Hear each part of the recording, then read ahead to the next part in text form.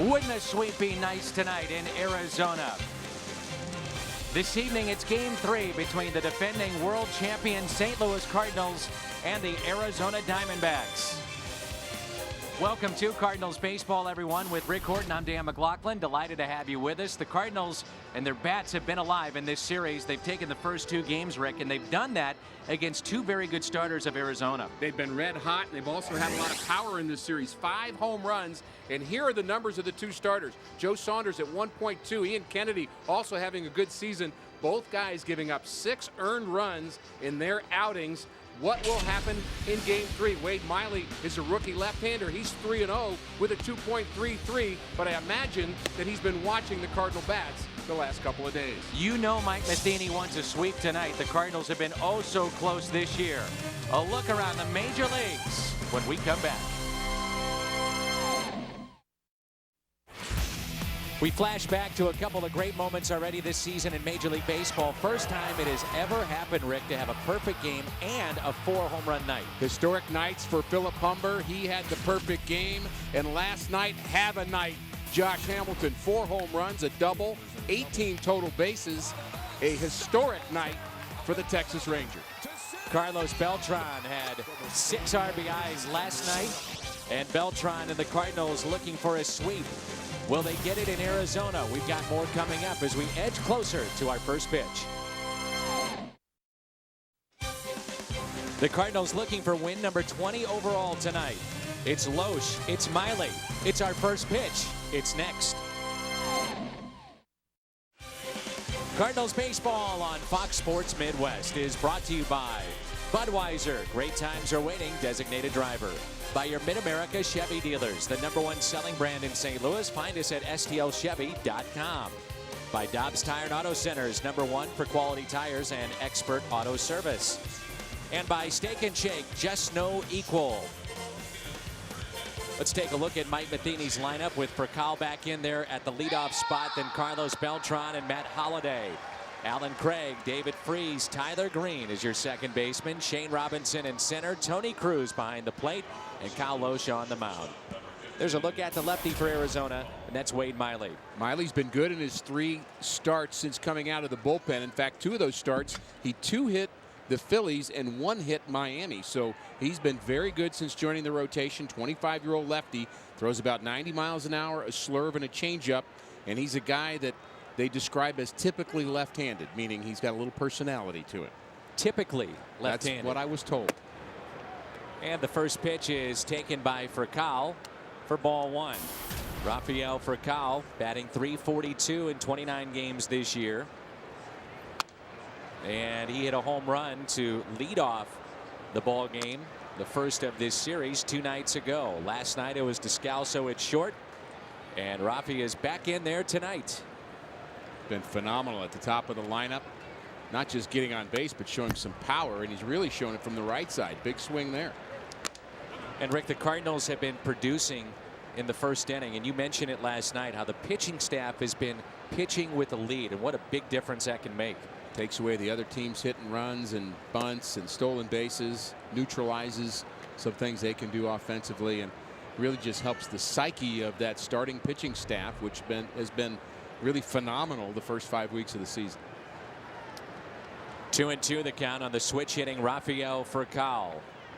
Cardinals trying to pick up win number 20 tonight. Loesch trying to pick up win number 5. And maybe the best news that we got when we arrived at the ballpark today is that Yadier Molina is just fine. There's a broken bat hit to short and a base hit for Rafael Furcal. It's off the glove of Bloomquist. And Furcal, who makes that wide turnaround first, will stop right there. Bloomquist had to miss the game yesterday with a sore knee. He'll be back at shortstop. There's the outfield. Kubo, Hara, and Upton from left to right. Ryans, there's Bloomquist up the middle with Aaron Hill and Lyra Overbay, the first baseman.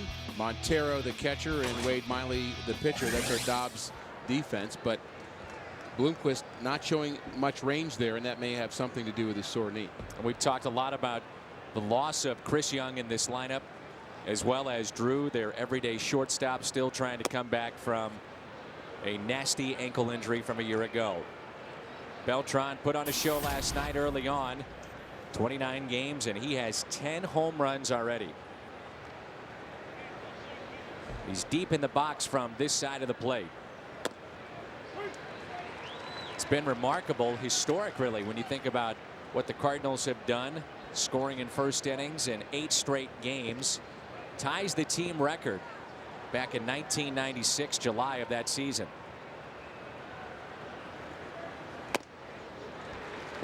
One thing they say about Miley is that with runners on, very good move to first base. Tough to get a read.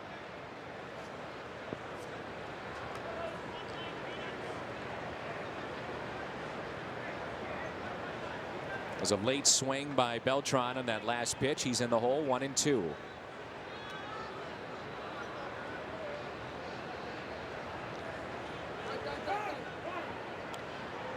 And time is called by Carlos. Sometimes you see, Rick, where when you vary up your speed to the plate, not only does it trick the runner, but also the hitter. And it looked like that may have been the case with Beltran in that last swing. Way behind on that pitch. Well, you're trying to throw the timing off of for two different people. The runner, number one, so he doesn't get a good jump, but the hitter, maybe more importantly, the hitter. And by varying your times to the plate, that's what all good base stealers will tell you. It's not your move to first that matters. It's do you do things differently from pitch to pitch. That's what's going to stop me from running. And there's a check on for Kyle. So you have a bad move, you have a good move, you have a step off, you have a hold. Sometimes those signs come from the bench. Sometimes you just are smart enough to do it yourself. Big gap in left center for Carlos Beltran in his first year of a 2-year deal with St. Louis. Pops it up near the Cardinal dugout, and the catch is made in foul territory.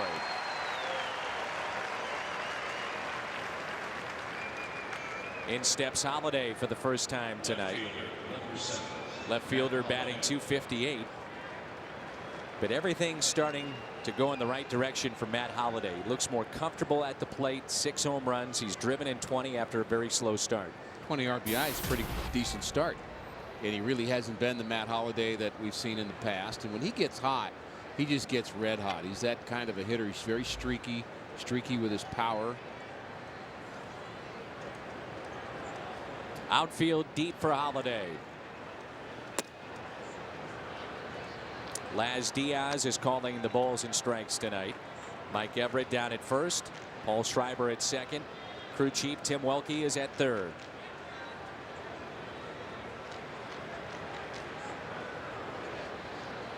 One-0 pitch to Holliday. Hits it down the right field line. That's slicing and foul out of play. Dan, before technological advances, it was the starting pitcher's job the night before to chart pitches. And one of the downsides of doing that, and that's been years since that practice has kind of been the norm. If you're Miley, you're charting the pitches of the game yesterday. You're thinking, uh-oh, I can't throw it there. Uh-oh, I can't throw it there. Uh-oh, this guy's hot. You know, it could almost build a negative, especially for a young pitcher. So I think it's better off that they don't do that, frankly. It's funny you bring that up. I talked to Daniel Descalso about that very same subject.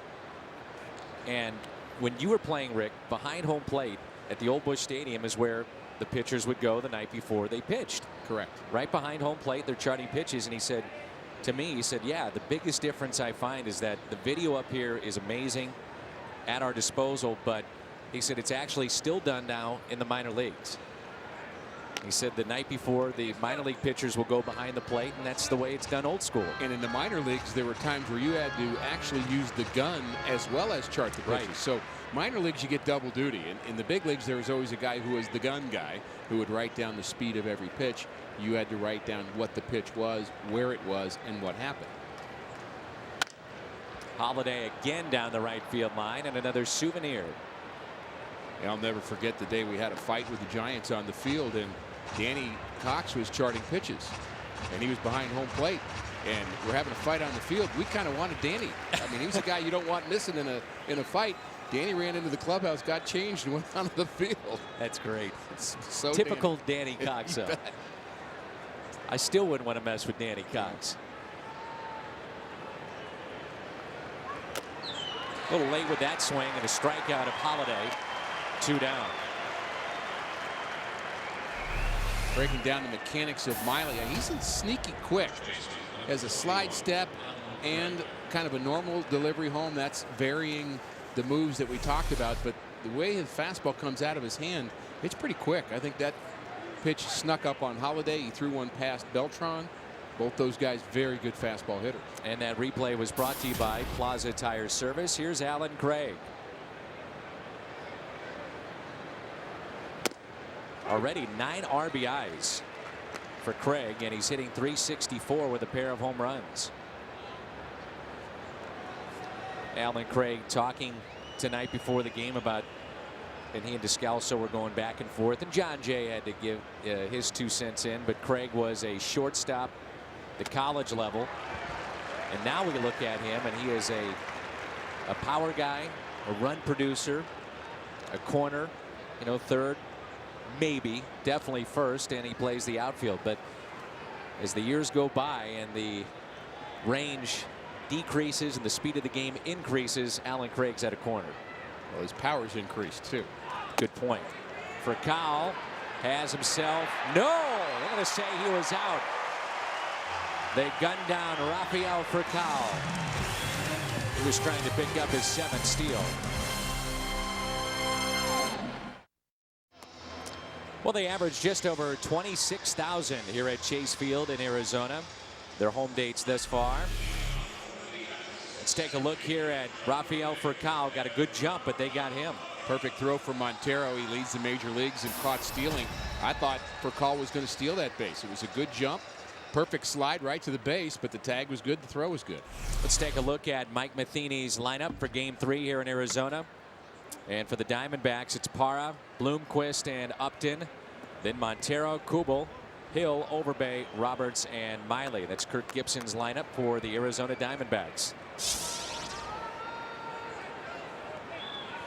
So here's Parra, who's playing center field with Young out.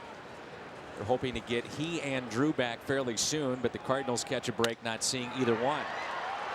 And a fly ball out to left. There's Matt Holliday, 1 away. And a good start for Kyle Loesch, who lives in Arizona in the offseason. Defense behind him. Around the horn brought to you by Dobbs, with Holliday, Robinson, and Beltran in the outfield. Freeze for Kyle on the left side. Green, Craig on the right side of the infield. And Tony Cruz, a rare start behind the plate. And that's Around the Horn, presented by Dobbs. Bloomquist hitting just .218. No home runs. And he is driven in 4. The outfield is straight away.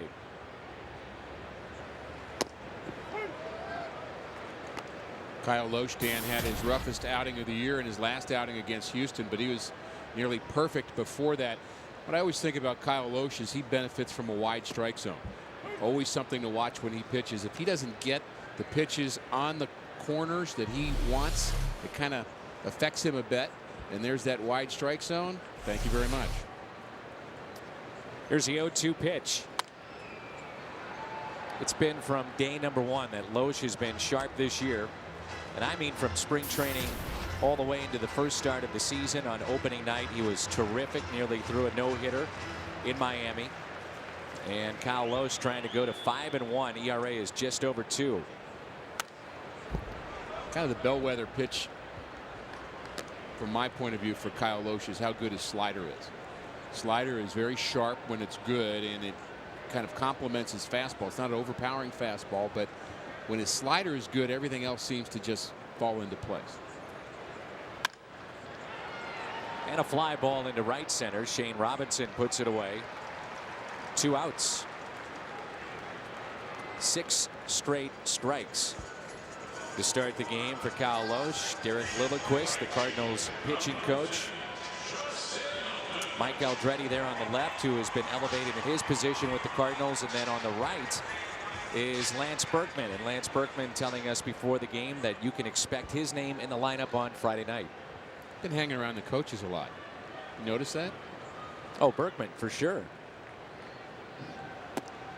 You know, there are certain people that once they get out of the game, they try to figure out whether or not they want to stay in the game in some capacity. And that might be coaching for the switch hitting Berkman. I think he has a few more hits and home runs left in him. I do too.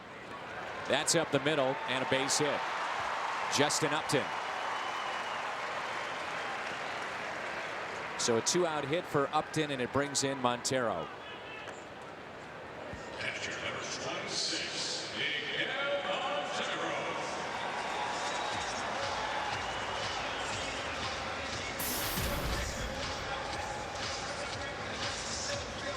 We have not seen the Diamondbacks be very aggressive twofold on the bases in this series. One, they've been down by a lot of runs in both games, and two, you've got Yadier Molina behind the plate. That's not the case though tonight with Tony Cruz and very speedy runner at first in Upton.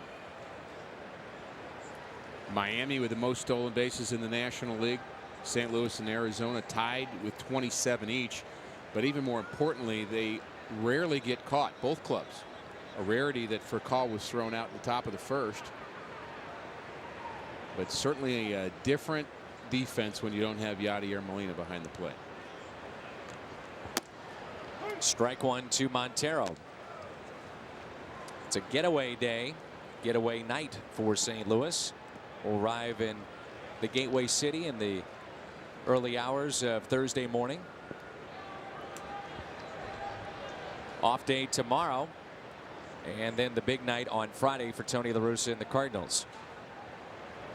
Here's the 0-1 pitch.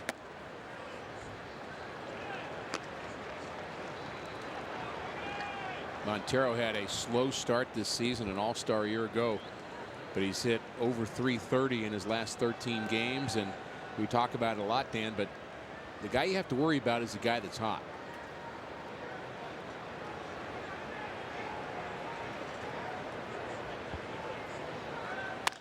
And the point that you're making there is that from a pitching perspective, which is the way that I'm looking at it with you, is that for you, you're saying, okay, Montero last 5 games has done X. Yeah. That's what I want to see, as opposed to what's he done on tape for the last month. Or even the fact that he's batting .278.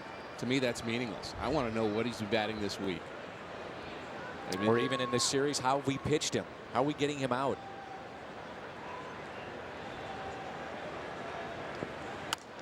I learned that from Darryl Porter. He said, throw all the other stats away. What have they done this week?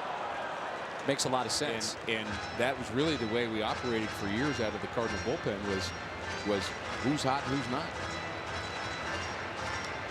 Mention how I talked to Descalso earlier, and he said with shortstop, it's one thing to look at all the charts. He said, but then when I'm at short, I want to know how my pitcher is throwing that night. And he said it's not just from the first and second and third inning. That's the way I'm going to stay. But as the game progresses, velocity drops, sharpness isn't quite there. Strikeout of Montero. Can the Cardinals pick up a sweep? It's part of our Toyota keys to the game. They've been close a couple of times with the Reds, once with Milwaukee and Pittsburgh, but can they do it tonight? We'll find out. Rick Horton, Dan McLaughlin with you, and Randy Flores, who was part of the 2006 World Championship team, number of years in St. Louis. And well, great to have you up in the booth, first and foremost. Thank you. This has been an unbelievable experience. And for people that don't know, Randy is living in this area, so you're in the Arizona area and have a chance to follow baseball up close with the Diamondbacks. So perfect time to come to the ballpark with St. Louis here. Well, and they won the first 2 games, so I figured I can make an appearance today and not worry about jinxing the vibe. You know, Cardinals are 2-0, and I felt it was safe to poke around the locker room, so thanks for having me. You bet. Here is Alan Craig, followed by David Freese, and then Tyler Green. You offer great perspective on this because you were in the clubhouse when Tony La Russa was managing, and behind the plate was Mike Matheny. Right. You were picked up in 2004. Just talk a little bit about both those guys and what they bring to this position of being the manager of the Cardinals. Well, one of the things that I like talking about Mike Matheny is my rookie year, 2004, coming up with St. Louis. I'm a September call-up, and he introduces himself to me, sits me down and says, how do you like to handle hitters? Let's talk about your weapons. It just blew me off my feet. I was so impressed. It just calmed me down so much. Into shallow right off the bat of Craig, and the catch is made.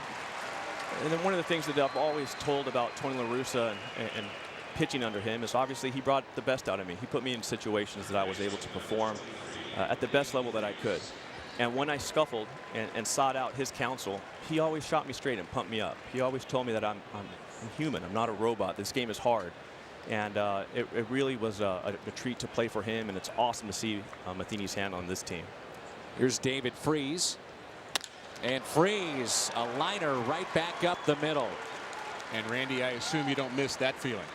No, I'm shaking here again. I'm having a flashback. You and me both. My goodness. I'm not saying that happened a lot with you, Randy, but no. but I know you know that feeling. Oh, that one spun out of my hand bad, and I'm starting to duck even now as the ball's on its way to the plate. So just a rope there off the bat of David Freese, and it brings in Tyler Green, who's at second base tonight.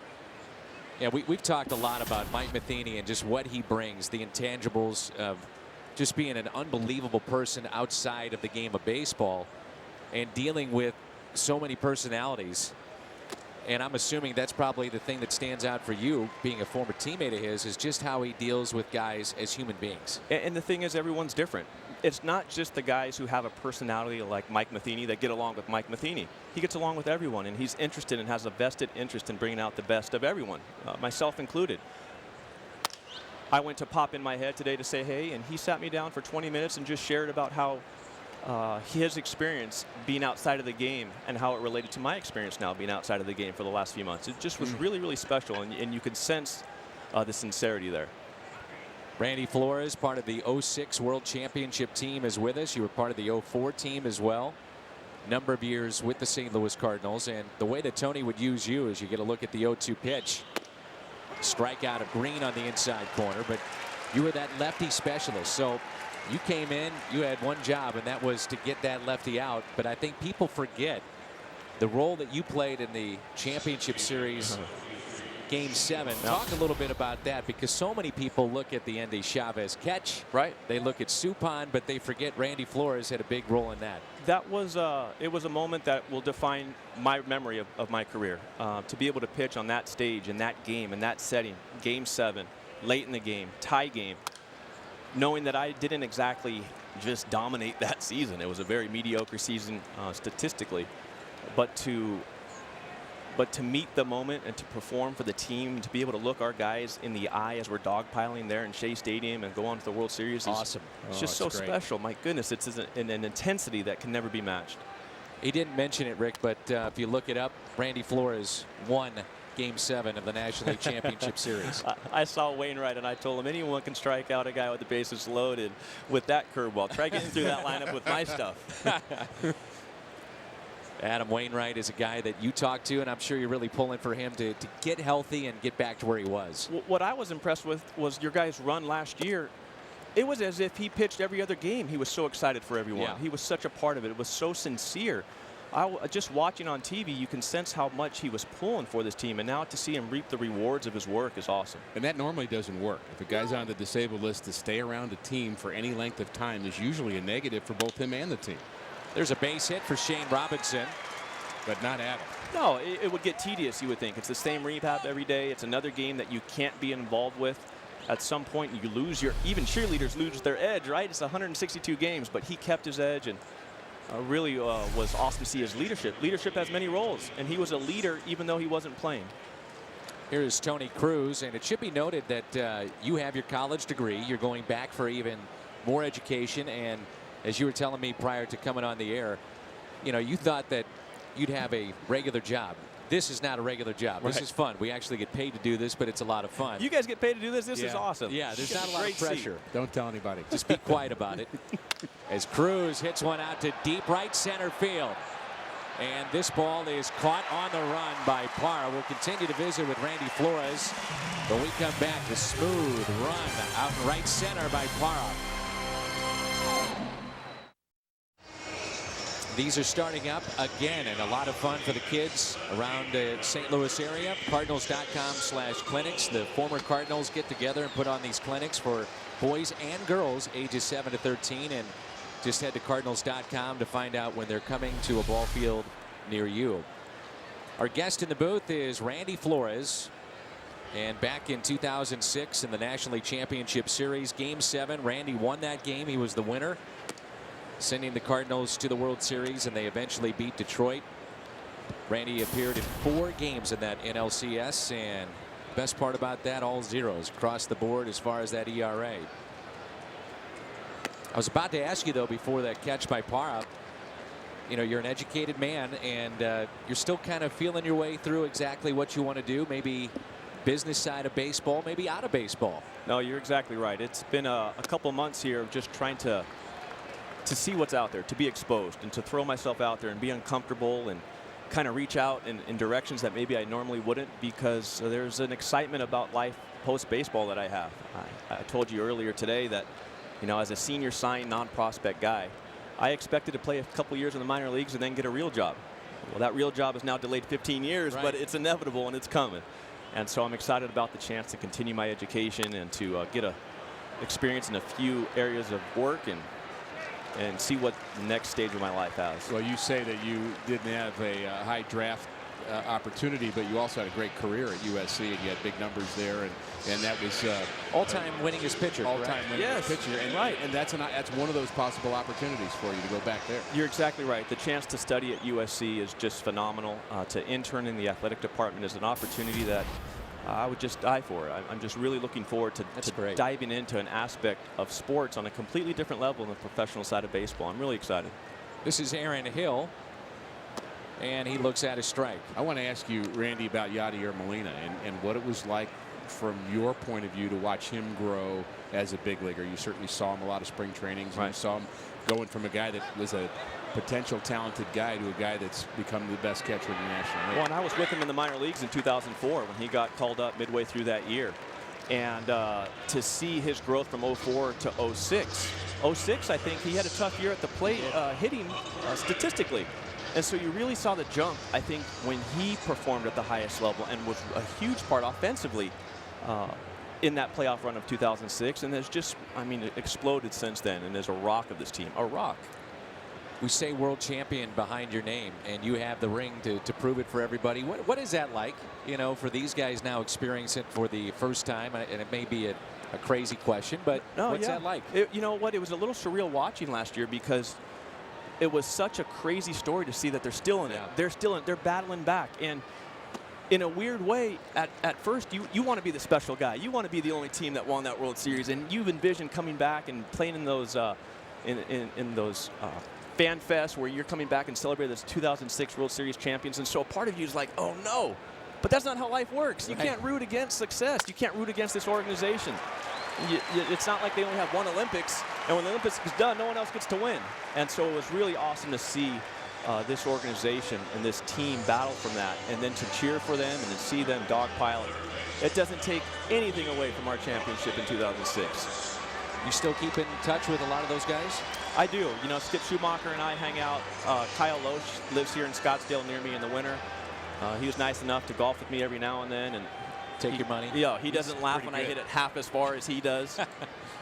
And he was my throwing partner this winter. That's right. He was my throwing partner, and the ball was coming out of his hands so good. I'm so excited to see his start to the season. You did a nice job of getting him ready. Are you going to take any credit for that? No. Help him with his slider or something? No, all I did was pump him up and realize that there's a reason why I'm not playing and a reason why he is playing. That's a special talent. 1-0 the count on Ryan Roberts. He is the 8th place hitter. Miley on deck, 2 down. And Randy Flores is our guest here in the booth. And a 1-0 pitch is on its way. How did you prepare? You know, you've got a lefty down there, and Zipchinski, who does face righties. Romero primarily a lefty, but did Tony say, hey, get ready for player X because you've got him the next 3 nights? You know, there was so little surprise with Tony, right? He was such a machine, him and Dunk. You knew your role going into it, and you also knew, which I respected so much, your role was going to be dictated by how you pitched. And so there were times, you know, there's a couple lefties in that pen. The hot lefty is going to get the big at-bat. And I respected that and knew that and sensed it. Didn't have to be told that. It was a part of his game plan. And so part of the preparation was knowing, am I the hot hand? Am I pitching in the 7th or 8th? Or is my outing going to be a little earlier? And half the time it was early, half the time it was late, depending on how I was pitching. 2 balls and 1 strike on Roberts with a runner at first. That's Overbay. Reached on a single up the middle. And I really think you'll see Zipchinski start to really grow after the role he had in the playoffs last year and the confidence that brings on that stage as he was shutting down those big bats that whole playoff run. That was impressive to watch. So similar to what Yadier Molina did after having the postseason success, it just kind of carries over. And really this Cardinal team has done that, Randy. They've kind of come out like they're not done yet. I mean, like they played well yet last year, yes, but I've got some more things to do. And Zepchinski, as a lefty, is I guess he's shown Dan that he can get out lefties and righties, which I think Randy was good at that. He had that little sinker. Let's not use the word good. It was serviceable for a while. You're for better a time. than that, all right? Come on. Serviceable big leaguer's not a bad job to have either. You know, you think about the 2007 team, and Walt brought a lot of those guys back. And that's something that John Mozeliak is not done with this team. You know, it's got a freshness to it, which I'm sure you can attest to. You got to have that. It's in center, and that'll drop for a base hit. The pitcher, though, coming up. Yeah, you know, it really can go two ways, right? It could be a freshness with new guys, and also if you bring back guys, there's a we've been here, we've done this, we can do it again. In 2007, we got off to that rough start, and then it got ugly by the end of the year. And so I was really impressed, and I'm really impressed that the way you just explained it, a freshness is good in this situation, coming off that type of win, that type of pinnacle, that type of story. And you get guys who want to just do that again, who weren't here for that last run. And you get the guys who were big parts of it last year, or maybe just starting out in their career. Freeze, Zepchinski, who want to build on that. It's not the end. They're just getting going. Miley with a base hit into center. Shane Robinson fires to the plate. That is offline, and it's 1-0 Diamondbacks. The pitcher coming through, and the Diamondbacks have a 1-0 lead. 3 consecutive singles here in the bottom of the second inning. A rarity here for Miley. He actually has a 5-game hitting streak as a pitcher, so he knows what to do, and he jumps on the first pitch right down central, lines it up the middle, kind of a short stroke. And Shane Robinson was playing shallow enough. If the throw was perfect, he would have been able to get the runner, but it was up the line just a bit. Yeah, you played with a pretty good one in center in Jimmy Edmonds. The jumps he got that no one could even talk about because it looked so easy. Exactly. I remember in that Game 7, Jose Reyes hit a rocket in the right center gap off Wainwright, off a curveball. Jimmy Edmonds got such a great jump. It was an out in the book, gave Wainwright that little breather, and that play wasn't talked about too much because he made it look so easy. He had such a good feel for what was going to happen from his vantage point. It was so awesome to have behind you. This is Parra, who flied out to left. First time up. I still get nervous watching Wainwright and Beltran, and I know the ending. That's right. Oh, what a battle. What a great, great time. Here's the 0-1 pitch, and that's lined into the seats and foul. But it's kind of nice, Randy, that you don't have to be nervous when you're around Berkman and Beltran anymore because they're on our side. Wow. How good were they with Houston? Unbelievable. It was what epic battles, right? Yeah. And to have those guys, and then to see what great guys they are in the locker room. I mean, what a great presence it is. It's us. It's here we go, and they're buying into it, and they're a huge, huge part. And it's almost like, why weren't they here earlier, right? Exactly. Here's an 0-2 pitch to Parra. Blocked by Cruz. We talked about it, too, that if there is a coach that goes in the Hall of Fame, it very well could be Dave Duncan. And he was a guy that obviously had a big part in what you were doing in St. Louis. You knew what you were going to get with Dave Duncan, and that was he was going to out-prepare anybody. And that was just so important to me as I was trying to establish my big league career, that he saw what I brought to the table. And he might have seen what I didn't see. And I think that's what he sees in some guys. He sees what they don't see. Force play at second, and the Arizona Diamondbacks have taken an early lead. Great to see you. All right, thank you very much. Best of luck in everything you're doing, too, okay? I appreciate it. Thanks for having me, guys. Good to see you, my friend. Game 7, NLCS 2006. Randy Flores picked up the win and sent the Cardinals to a championship. Cardinals baseball on Fox Sports Midwest is brought to you by MikePiaSt.Louis.com. And right now at Jack in the Box, you can try the new Chipotle Chicken Club Combo for just $4.99 plus tax. Rick Horton, Dan McLaughlin with you.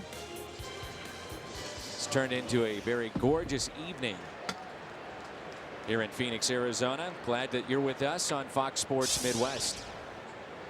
When we went to break, we were talking with Randy about Game 7, and you go back to 2006, Rick Horton, and the fortunes of some in the history of baseball changed that night. You know, Indy Chavez at the Mets win becomes a legend in New York, and it becomes one of the greatest catches in postseason history. It still is, but doesn't have the same feel because they didn't win.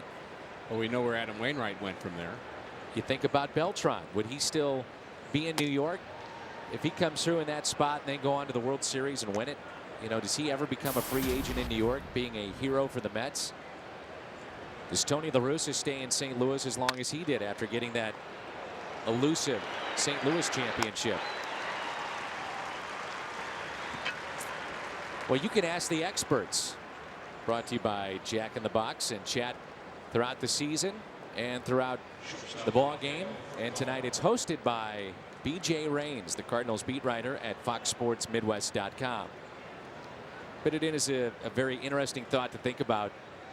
What happens if you lose that game and that curveball doesn't drop in for a strike? The fortunes of both franchises and individuals along the way. One of the things that makes this game interesting as you watch all the bounces and the plays, and you think about the World Series last year, what happens if John Jay and Daniel Descalzo don't get hits against Darren Oliver and Kyle Loesch doesn't come up and bunt the ball poorly that produces a result? Now all of a sudden Kyle Loesch isn't making the last out of the World Series. Imagine that, Dan. Yeah. Had those two guys not gotten hits, Kyle Loesch would have been up, or perhaps Edwin Jackson. Well, I think one of the things that you would definitely be talking about is the miscommunication of the bullpen phone. No question. I mean, from a national perspective, that was a huge part of that series. Got overshadowed. That's a base hit into right field. Furcal is 2 for 2, and Ricky, you have been busy on Twitter, tweeting and reading tweets and just being a technical guru. Well, we like to follow what the players are saying, and here's one of our favorites, Yadier Molina. And there's his handle, in case you're wondering. He says he feels a lot better, and he's thankful for the prayers, and he also told us that in 2 languages. Very nice. Funny and fun to read both his tweets and Carlos Beltran's, because they kind of go back and forth with English and Spanish, but you get a little view of kind of what they're thinking about. And Yadi is certainly not playing today, but hopeful that he'll play soon, and much better that it's a bruise than a break. And here's the play. It's a slider. Nope, it's a sinker, and it's a nasty one, and it goes right off the back of his hand. He'd actually broken that bone before, so some fear at first with the Cardinal trainers, Chris Conroy and others attending to Yadier Molina, but no break. It's badly bruised, and he's a tough customer, and hopefully he'll be back soon. Can't lose him. No. Cannot lose him. Period. End of story. Here's Matt Holliday, who struck out his first time up. Runner at first. Holliday rips it into left center field. And that ball will one hop off the wall. They're going to wave him in. Here comes a relay to the plate. Furcal looks back. He is out at the plate. He looked back just ever so slightly. Furcal, no argument. The relay to perfection, and Mike Matheny can't believe it.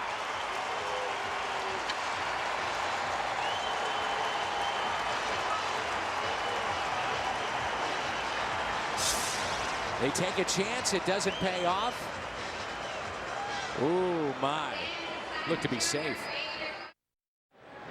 Rick, let's give Montero some credit here. He was ready to take a big hit at the plate. And most importantly, though, on the play, Furcal looks to be safe. He sure does. It looks like the hand gets underneath his leg, swipes over top of the base, then he's tagged in the back. But as you looked at the umpire's view of that, he really couldn't see when the tag was applied, and he made the assumption that he's out best way he could, and unfortunately, I think he made the wrong call. You don't see many catchers hang in there like that and put their leg exposed. And especially after what we saw with Buster Posey last year, there was even some teams that have said, look, it's better off just let the guy score. As far as how you receive it, maybe be in front of the plate. Let's try to get him out, but don't expose yourself to where, yeah, maybe we get him there, but we lose you for the season. Well, the Diamondbacks are dealing with the other side of it, is what happens when a guy slides in the home and he slides awkwardly, and he's your starting shortstop, and he's an all-star, and his name is Stephen Drew, and he doesn't play for a year. And that's exactly what happened to them. A very badly injured ankle for Stephen Drew, not back yet. He is playing some extended spring games right now, but they miss his bat in the lineup. So that it's a dangerous play at the plate, because there's a lot of things happening at the same time, and both players are exposed physically, as we see it plays at second base on potential double plays.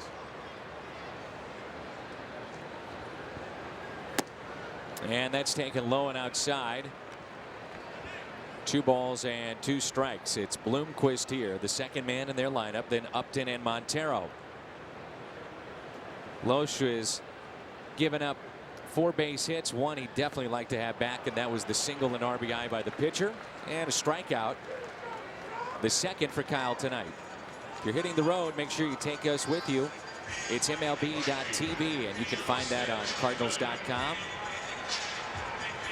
All the games on your favorite mobile device. You can see those games in HD.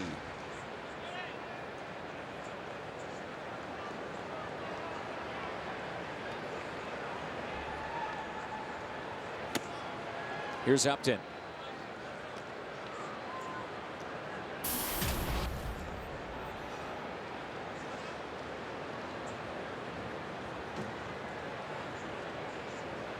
Big day in the Van Slyke household as Scott Van Slyke was called up today. I have literally known him my entire life, or his entire life, excuse me, and I cannot be happier for Scott Van Slyke. He's worked very hard to get to the big leagues. 8 home runs in AAA for Albuquerque, and good for him. And he's joining a team that's red hot, by the way, the Los Angeles Dodgers, and they've got a couple of hot hitters and some very good pitching.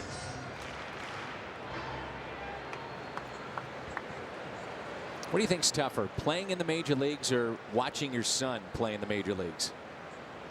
That would be way harder to watch your son, no doubt. Yeah, Andy will be a wreck. I've actually watched games with Andy while he's watching his son play minor league games, and he was nervous then. Recall watching his older son AJ play for the Cardinals in the minor leagues, and he had a young teammate that I thought was pretty impressive, and we talked about him quite a bit. I met him. His name was Alan Craig. Hit a couple of bombs in that game, and I thought, you know what, this guy might be pretty good. He's pretty good. He is. You were right.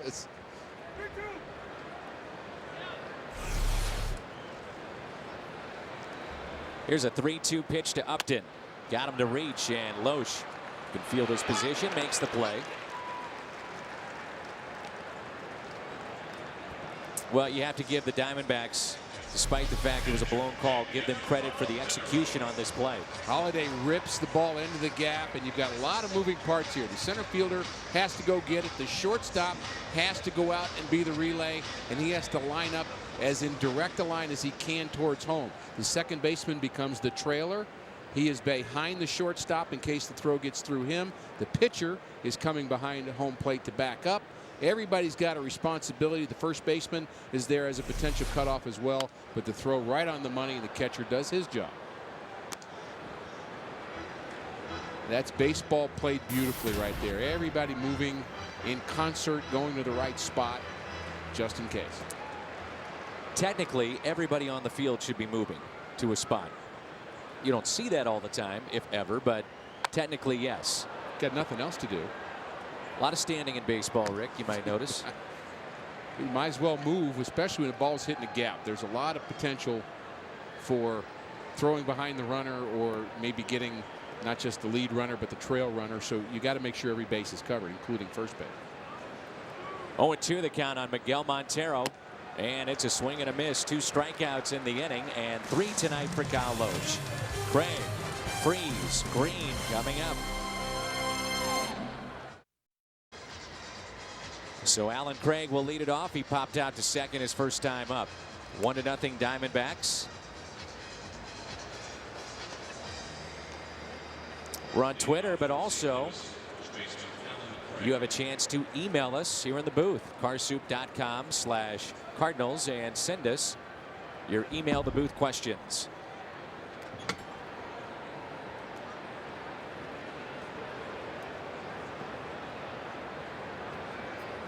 Alan Craig, one of the heroes from last year's postseason.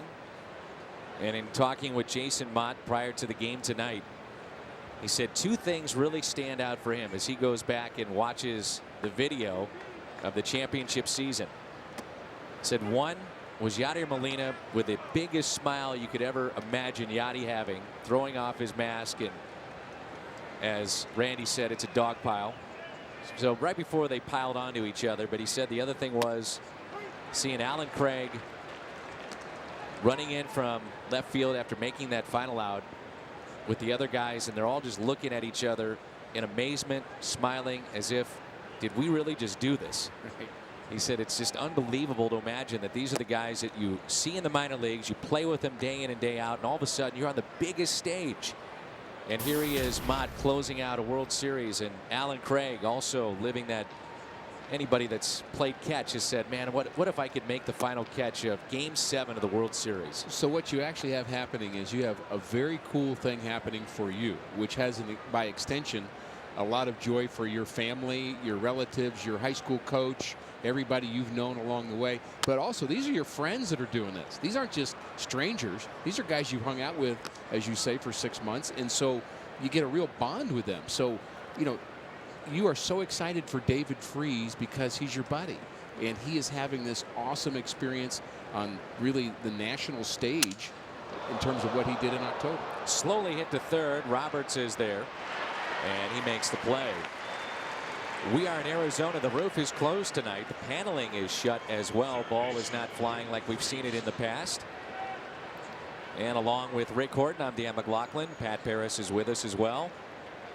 Had a nice chat with Randy Flores, part of the 2006 championship team, also the 04 team that went to the World Series. Talking with David about his home run. I said, all right, now we're a few months removed as he hits a rope out to left. And David Freese, his second hit.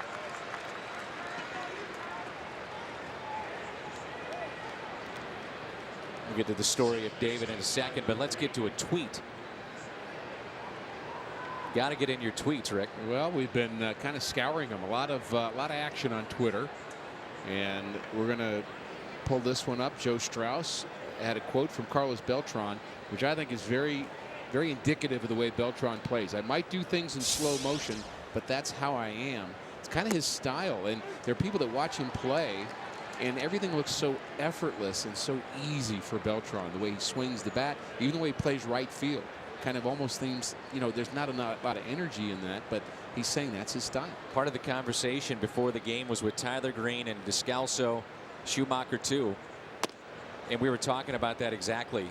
The pop-up that was down the right field line that, you know, a lot of times you'll see a second baseman go out and make that catch, and Beltran is so deliberate and smooth in what he does that they wait for him to call him off, and they say eventually they just know he's going to be there.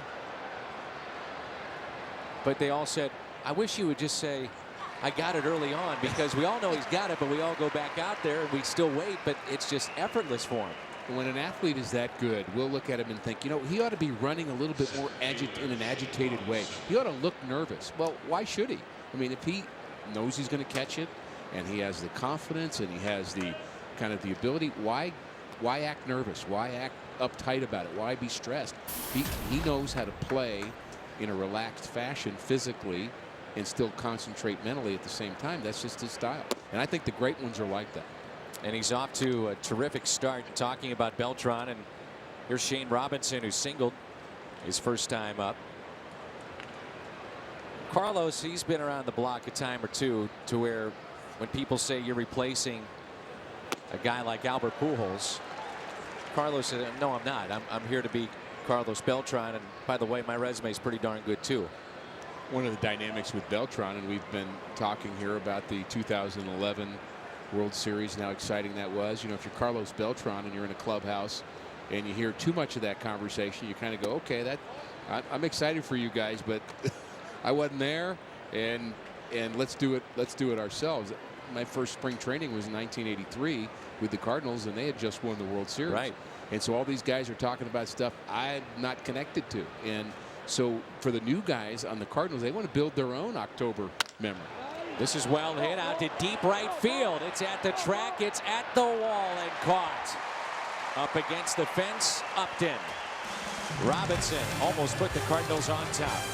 We're midway through 4, 1-0. The Tony La Russa retirement figurine will be Friday night The Braves will be in town, and Tony will be there, and he is all in. You ought to hear the list of great baseball players that will be in attendance on Friday night. Tom Seaver, Dennis Eckersley, Dave Stewart, many Cardinals from the past will be there. And Tony is awfully excited about it. Initially wanted to stay away from it. Thought it may have been too early to do something like that for him, but ownership said, hey, this is one of the great eras in Cardinal history. 16 years.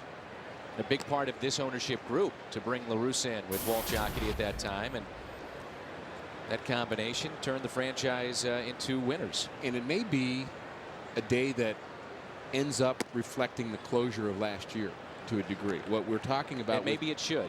And maybe it should. Again, the conversation about last October is wonderful. There are some Cardinals here that didn't participate in that and want to do it again this year, and they're off to a good start. And you have a rookie manager who wants to set his own agenda, and there is a new sheriff in town, so let him be it. So I think maybe this Friday night would be a celebration of more things than one. Robinson is back to make the catch on the track. Off the bat of Kubel. Fox Sports is proud to support Boys and Girls Club of America. It's a place where youth can reach their full potential as productive, caring, and responsible citizens. Greatfutures.org/Fox Sports. We're in beautiful Phoenix, Arizona. Friday night, Tom Seaver, Joe Torre, David Eckstein, Jimmy Edmonds, Dave Duncan will be there. Dave Stewart, Bob Welch, Jerry Reinsdorf, Dennis Eckersley, just to name a few. So some of the biggest names in baseball there on Friday night. And in talking with the front office of the Cardinals, as you get a look at Aaron Hill, this should be out number 2. They are encouraging fans to make sure and get to the ballpark early. That ceremony will be carried, all of it, on Fox Sports Midwest, but make sure you get to the ballpark very early to take in that celebration. And there's only a handful of tickets that remain for both Friday and Sunday, and there are some seats remaining for Saturday, which is the lapel pin giveaway. Then we've got the Cubs coming in town, and Ricky, only a handful of seats remaining for those 2 games as well. So should be crowds well above 40,000 for all those games, those 5 that we're talking about, starting on Friday night. This is Lyle Overbay, John Mozeliak, and Walt Jocketty, such a big part of putting together the championship teams that we saw in the early 2000s, and really in '96. People forget John Mozeliak has been with this organization a long time. Farm director and right-hand man for Walt for a number of years. Done just about every facet of the organization, and now the GM.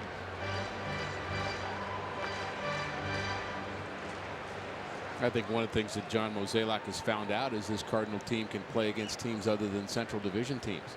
We were asking that question just a few days ago. Arizona, one of those teams that you thought, okay, maybe they're head and shoulders above the Central, which is supposedly and statistically, at least right now, the weakest division in the National League.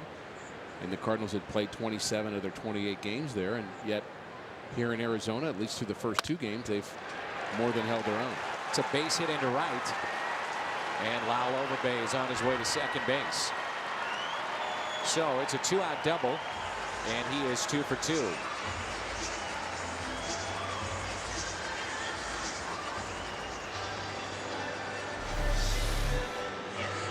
Lefties love to hit the ball down in the zone, especially down and in.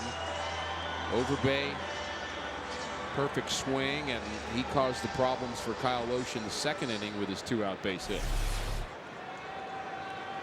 Cardinals have received great starting pitching in this series. Lance Lynn, while he didn't go deep, did go to 6-0. And how about Jake Westbrook? He's at least gone 6 1/3 in every start. Another chance for Robinson. He'll fire to the plate. It's on line. and he got him. The tag was there by Cruz. Robinson gunning down Overbay to keep it a 1-run lead for the Arizona Diamondbacks.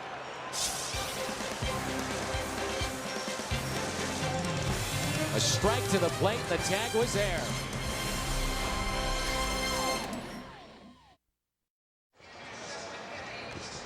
Friday night, it's Toyota Cardinals Live beginning at 6. Note the start time, early start, 6 o'clock, and we will carry the Tony La Russa number retirement ceremony in its entirety and no breaks. So you will see that on Friday night right here on your home of the Cardinals, Fox Sports Midwest. Let's go back to the play at the plate, and a strike from the Florida State All-American Shane Robinson. That's brought to you by Hyundai. Tags him in the knee along the way, and we've had 2 plays at the plate. And we've also seen a ball game, Dan, I think has been affected by the fact that the roof is on. When the roof was open the first 2 games of this series, the ball was just flying out in the gaps. I'm not so sure Holiday's ball wouldn't have gone over the wall, and maybe even Shane Robinson's. Cruz is retired, and Pat, you've got more on Tony Cruz. Well, obviously, he won on the job out of spring training as a backup catcher because of his defense. Mike Matheny, though, understands what that role is and how difficult it can be because you don't get to swing the bat all that often when Yadier Molina is the everyday catcher. So it's been Mike Matheny's idea to throw BP to Tony Cruz every day and make sure that he kind of works him out, works him over a bit, is the way Mike Matheny described it. Not giving him BP fastballs, but actually making him work hard like he's in the midst of a game every single day, and he thinks it's starting to pay off. We haven't seen it yet tonight. He did hit the ball fairly hard, though, in that second inning.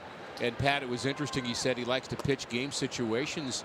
He throws to Furcal, Molina, and Cruz because he wants to get that in and get those guys done so they can get to the catchers and pitchers meeting. He said he actually creates game situations and makes it tough for Cruz to hit to try to simulate the game. Well, and the idea, obviously, as you're describing, Rick, is to make sure these guys are sharp, the ones that are on the bench, like a Tony Cruz. He also talked about trying to do a little extra to keep Daniel Descalzo, hot when he can, because they're not going to play every day, and that's unfortunate because these guys are good enough to play on a lot of teams. There's just no room with all this depth here on the Cardinals. So the question becomes, guys, is what happens I know what Friday you're going to night. ask. Yeah. We asked Mike that again today, and it's the same answer. He always starts out by saying it's a nice problem to have. A single here. Yes, it is going to be a single, as they were playing very shallow, and Upton possesses a cannon. Loesch knew it. He was hustling. If he comes up and fields that cleanly, he may have had him at first. There's the hit. Shallow in right is Upton, and he's got a cannon. That would have been bang bang at first. You don't live that one down, do you? No, that's a long walk back to the dugout. Adding on to what Mike Matheny told us today, it was the same kind of thing we've been hearing the last few days, because he's getting the question more and more, and he's really going to have Alan Craig, Carlos Beltran, John Jay in a mix for basically 3 guys for 2 spots. You can throw Alan Craig at first base when Lance Berkman needs a day off, but when Lance Berkman comes back, we assume on Friday, it does kind of create a problem. As you mentioned, Rick, the other night, it's a nice problem to have, but it's still a problem keeping these guys all fresh.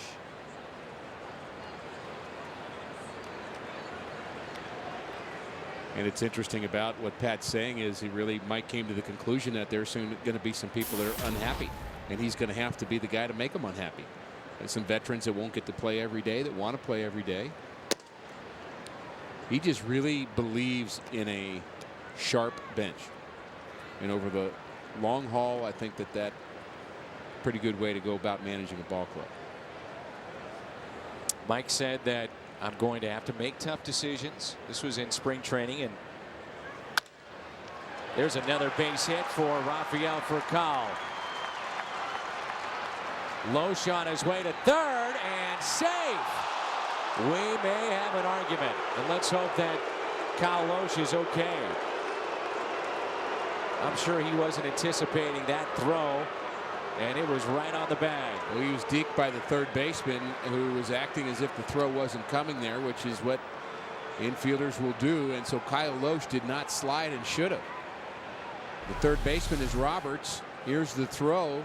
A strong throw to third, a one hopper, and he's kind of just standing there, and then next thing you know, he's slapping the tag on.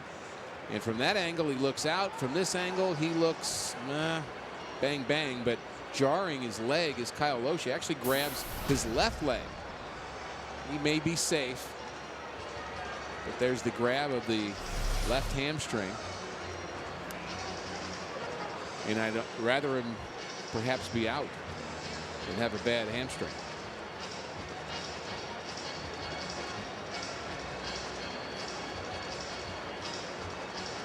Loesch runs well, Dan. I have no quibble with him trying to go first to third. He actually had a great turn around second base and a good jump. That ball's hit really hard. He has it in front of him. He knows he can make it. There's a good turn, good speed. He just doesn't slide. You know what, though, about midway through, it looked like he slowed up ever so slightly, and you wonder if that was when the back of his leg may have caught just a little bit. Could be. Maybe the slide just felt like a bad move.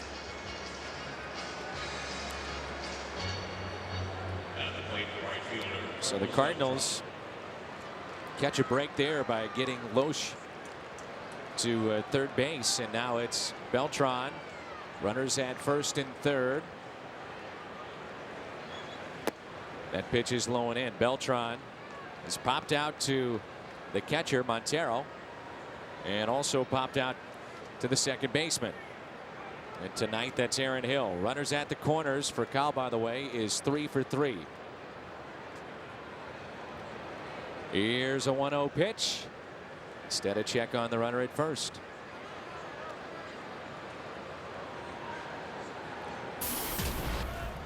The fact that that throw was low from the right fielder and just over the cutoff man's head keeps Rafael Furcal at first. Part of why you try to hit the cutoff man as an outfielder. It's not just because you want to make a good throw and maybe have the opportunity for it to be cut if necessary, but it's to halt the trail runner from taking the extra base.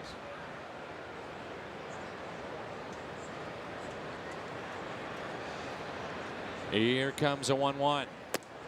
Up and in. 2 balls and a strike. So the hard hit ball, the throw from Parra, and it's just a rope. So the cutoff man is in position to catch that ball, so he is able to put some doubt in Furcal's mind whether or not he's actually going to cut that ball, so he can't advance to second. See Loesch turtle over there and bend down and make sure that he wasn't hit by that ground ball by Beltran, taking that lead in foul territory, as you're taught to do when you start playing the game of baseball. Hit you in foul territory, dead ball.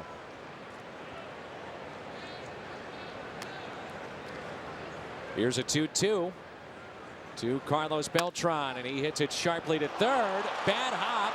Beltran is safe at first. A run scores, and just like that, Carlos is able to tie the game up on a bullet hit to Roberts, and it looked to be a bad hop. Yeah, and that looked like it bounced up and might have hit him in the face on that ball. He tried to stay down, and it ends up hitting off, I think, the heel of his glove and bouncing up, and looks like he's shaken up a bit, and he still had the presence of mind to pick it up and try to at least get an out. Kind of moving his jaw around now. Let's see where this hop goes, and stays in there and hits the heel and goes right up his chest, hits him underneath the chin, and I'll feel the pain later. Let me pick up the ball first and throw it to first. Wow. Another break for St. Louis. See him try to alligator it, meaning that he takes the throwing hand and puts it on top of the glove. It was a little late, though, off the heel of the glove, and in doing so, Rick, it is an error on Roberts, who's off to a very tough start, both at the plate and now with that error.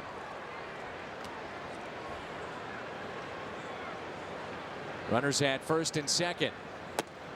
We were talking with Randy Flores about how when you play well in October, a lot of times that catapults you into a good next season. Roberts, a .250 hitter last year, decent season, 19 home runs, but he was very good against Milwaukee. Hit .350 in the playoffs. They just haven't seen it yet this year. Sometimes you watch how a hitter just takes a pitch and you know, not from a swing, but how he takes it, if he's locked in or not. And it seems like we've seen that a little bit better from Matt Holliday. Not as off balance maybe as we saw a couple of weeks ago. Yeah, he was sliding around a lot with his feet, and at least that's how it appears when he's off balance. Most hitters will talk about their base being more important than all the other things they're doing with their hands. It's are they seeing the ball well, and is their timing right when they're making their shift and weight and throwing their hips? And if they're off balance there, I mean, it doesn't matter what you do with your hands, you're probably going to be out. Takes a pitch on the inside corner, 3-1.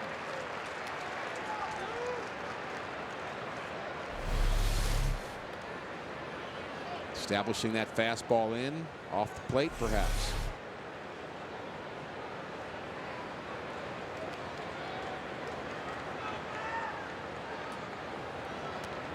Outfield is deep. The 3-1 pitch to Holliday with 2 runners on.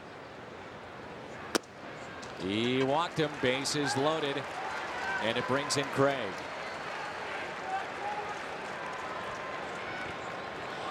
Apparently Mr. Miley is the collector of all types of rodents, snakes, hedgehogs. He likes hedgehogs. What did I tell you when I first started talking about this pitcher? What was I told about Mr. Miley? You said at times he was a little different. And because he's left-handed. Left-handed. And you just spent a couple innings up in this booth with a couple of left-handers, so you realize that you two are normal. Well, for left-handers, yes. We are. But most of our brethren tend to be just a little bit unique, especially pitchers. I don't know why. I want a hedgehog for a pet, but you know, to each their own. Yeah. So Miley, what he's done home and road, and at home very good with the record, but the high ERA, and the key there clearly is the run support.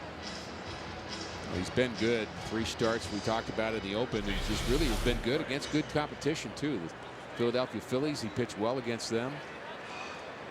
And since getting the spot in the rotation, and we should mention, we haven't talked much about Daniel Hudson, but he's a guy, they miss him. Yes, they do. He's kind of a stopper kind of guy that you throw him in a game, and he's 16-game winner last year. Part of the reason they were so good.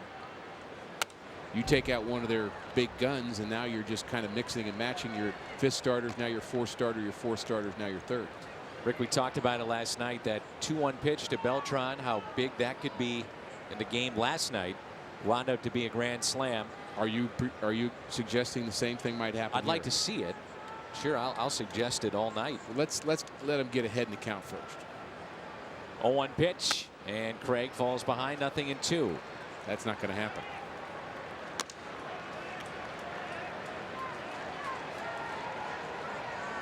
But one of those spots when you look back at a game, this could be the game right here. The game is not always decided in the ninth.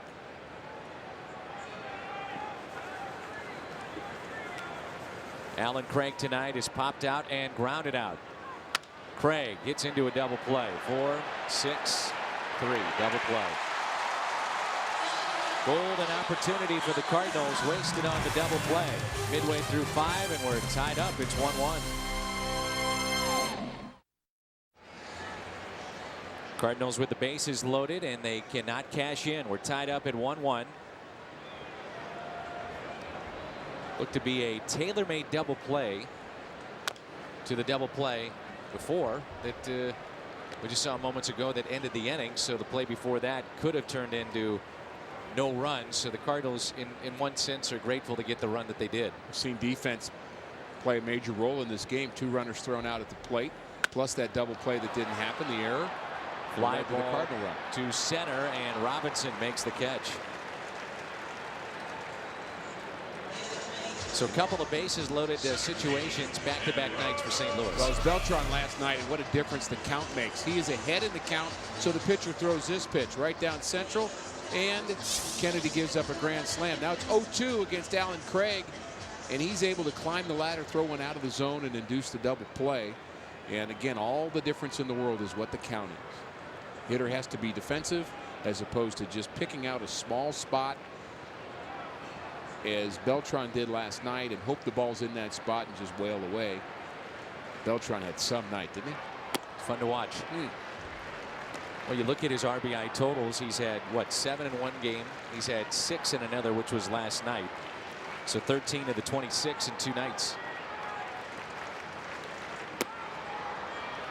But it's not just us that are talking about how he looks defensively. And speaking of Beltran and 1 ball, 1 strike, players tonight talking about it. Just very casual, but yet they know it's max effort. It's not like he's not trying. It's just he's that easygoing and smooth. Out to deep right. Can he get to this one? He'll look up, plays it perfectly off the wall, and then fires a seed into second base. So Parra picks up his first hit. It's a double. Remind you, this Friday is the Busch Bash. Get there early, and out in the Ford Plaza, Jack Clark will be signing autographs. Cardinals.com/promotions. Again, just a handful of tickets for Friday night. We will come your way on Fox Sports Midwest at 6 on Friday night. Parra, the 1-out double, and it brings in Bloomquist.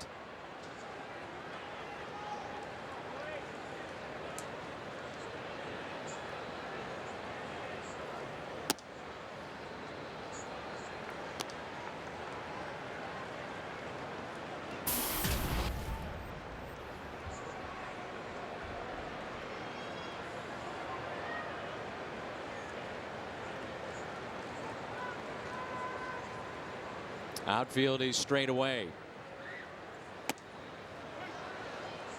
We've already seen 2 plays at the plate tonight. One in which Furcal was thrown out. Replay showed that it looked to be a bad call. And the other one was Shane Robinson throwing out a runner at the plate. The correct call. 1 ball, 1 strike.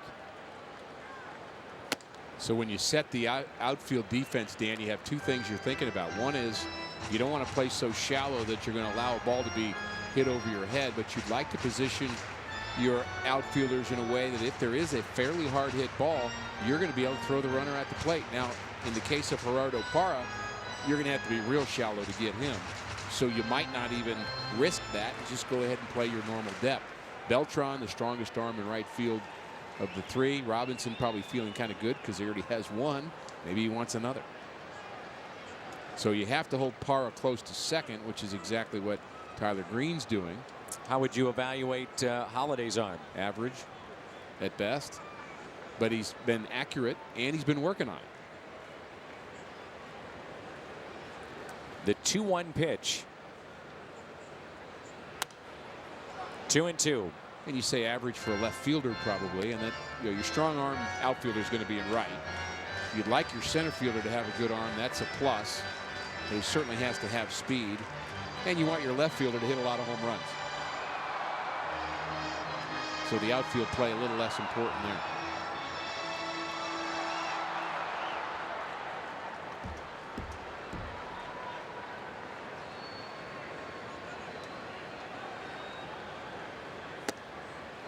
Just missed a little bit low.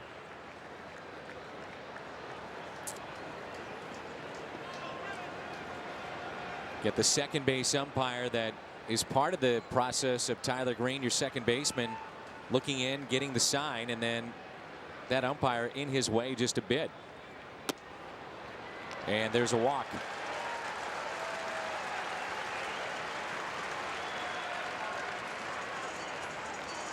We're glad you're with us here on the home of the Cardinals, Fox Sports Midwest from Chase Field in Phoenix, Arizona.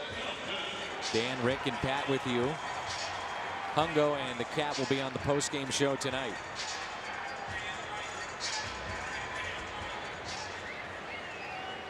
Runners at first and second.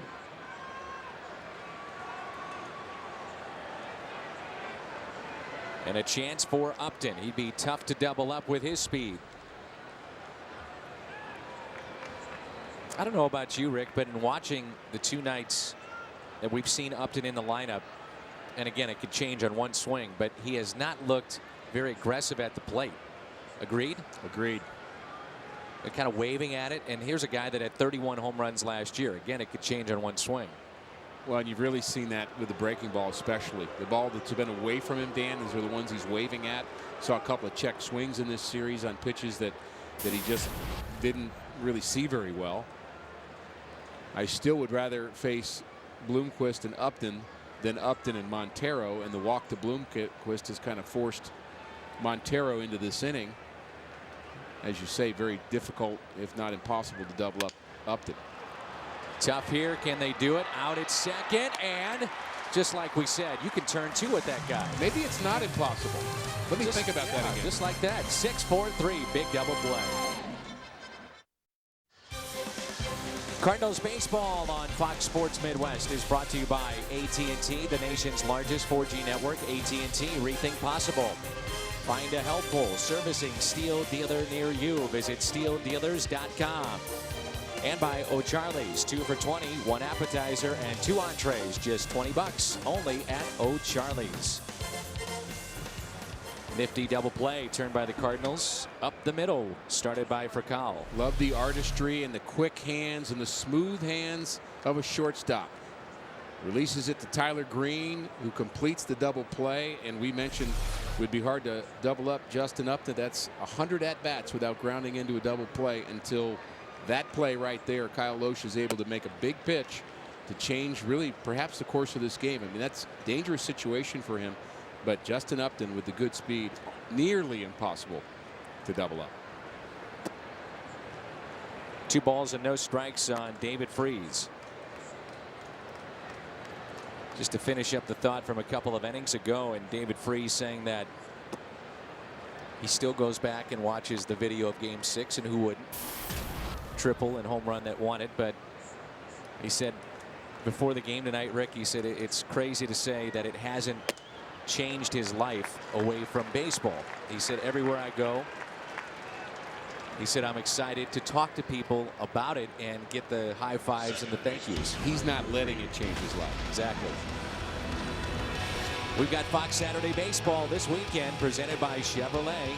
Starts at 11:30. Cubs and Brewers in a Central showdown.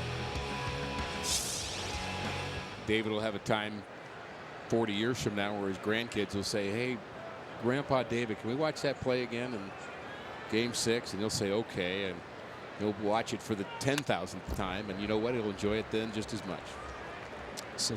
So many people that come up to him and just say thank you. And by his estimation, there might have been 500,000 in the ballpark because they all were there. Right. None of them left, you mean? None of them left. All with a ticket stub. That's popped foul and out of play by Green. The other factor of that double play is the arm strength of Tyler Green, something that is a plus on the infield. Tyler was 4 for 9 on this road trip coming into this game. Big hole on the right side. And Tyler Green getting a start today, and every start's really an audition for him. He was supposed to be the everyday second baseman. And too many strikeouts is kind of a problem for him despite the good road trip, and he strikes out with an opportunity to move David Freese. Up in the zone, little cutter up and in. And you're just hoping for a little movement with a leadoff base hit or a little leadoff walk. You're just hoping for something to happen other than a strikeout.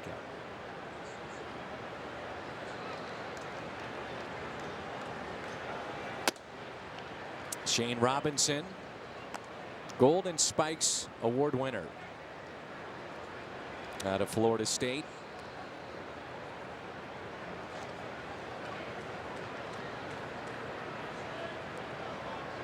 Top college player when he came out. Runner at first, and here's a 1-0. Instead of check a run on the runner at first, and that's David Freese.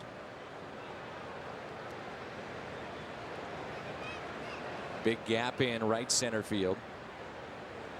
Talked about it the last 2 nights. Very spacious in this ballpark. 407 to dead center. 413 to the gaps. He hits it to the gap. Left center. Parra on the move, and he's got it. And Freese has to head back to first.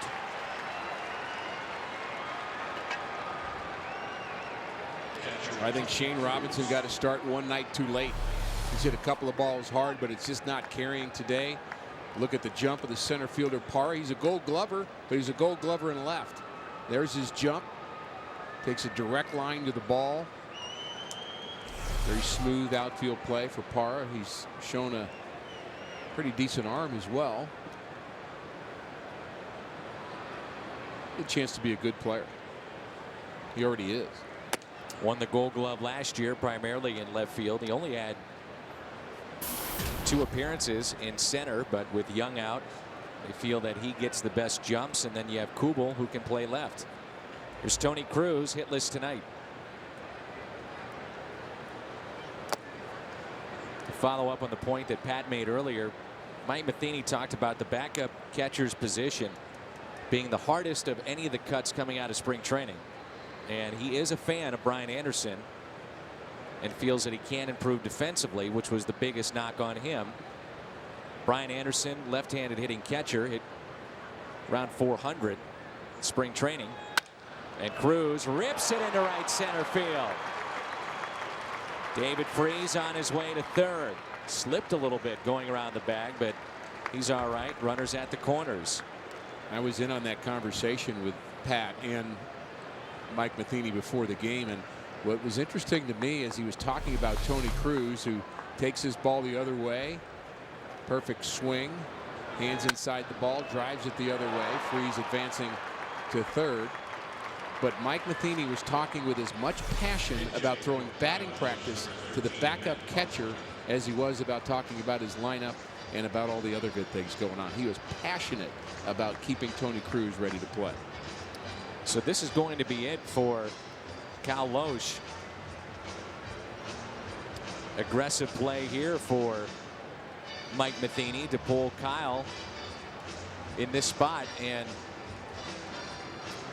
73 pitches. One of the things you have to worry about in thinking along with Mike in this decision is, where's Kyle with that hamstring?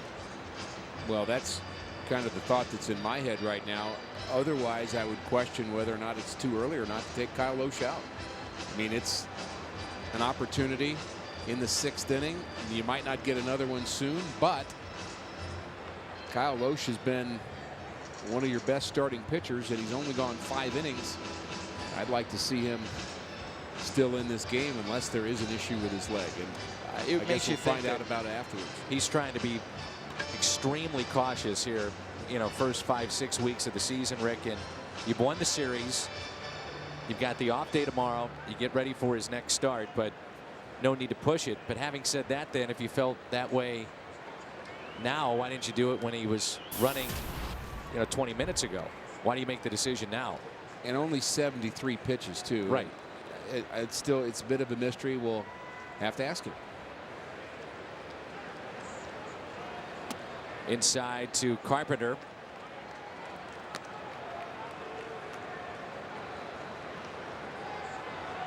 And you only have 4 left-handers on your bench. So unless you want to make Adam Wainwright a pinch hitter today, which Tony La Russa did at times,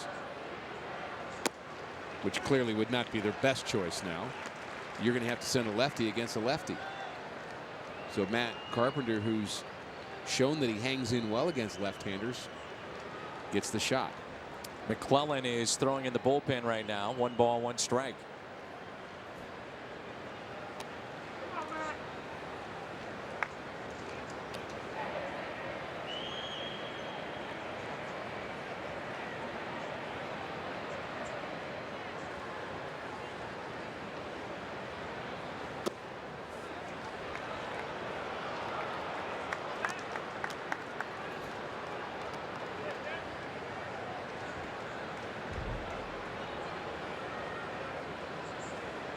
One of the other factors, Dan, is there's an off day tomorrow for the Cardinals, so you would think Loesch would get an extra day's rest before his next start, which makes him only going 73 pitches even stranger.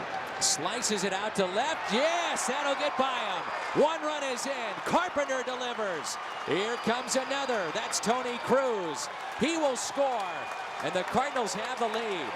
The move pays off with a 2-out RBI base hit by Matt Carpenter.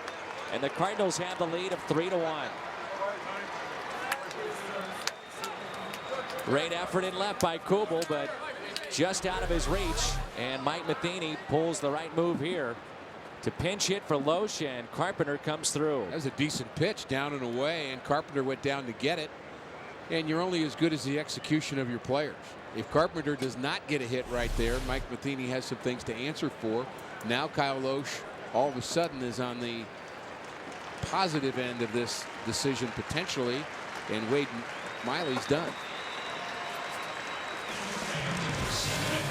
Carpenter gives the Cardinals a 2-run lead. You can visit MLB.com/fan guide for a chance to win a VIP experience for 2 this year at a MLB World Series game. It's presented by Scott's, the official lawn care company of Major League Baseball. It's our Chevy call to the pen, Rick.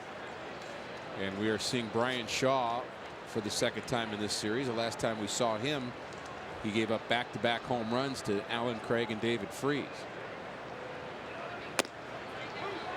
He does have 2 saves out of the bullpen. J.J. Putz is the closer. 6 saves on the season for him. So Brian Shaw, no wins, 2 losses, and he gets a red hot Furcal. Rafael Furcal trying to make it a 4-hit night. He has singled, was caught stealing back in the first, singled in the third, and another single in the 5th. Was also thrown out at the plate in this game too. Good thing he had the day off yesterday. Been pretty active today. Hasn't thrown off his timing at the plate a bit, has it? Not at all.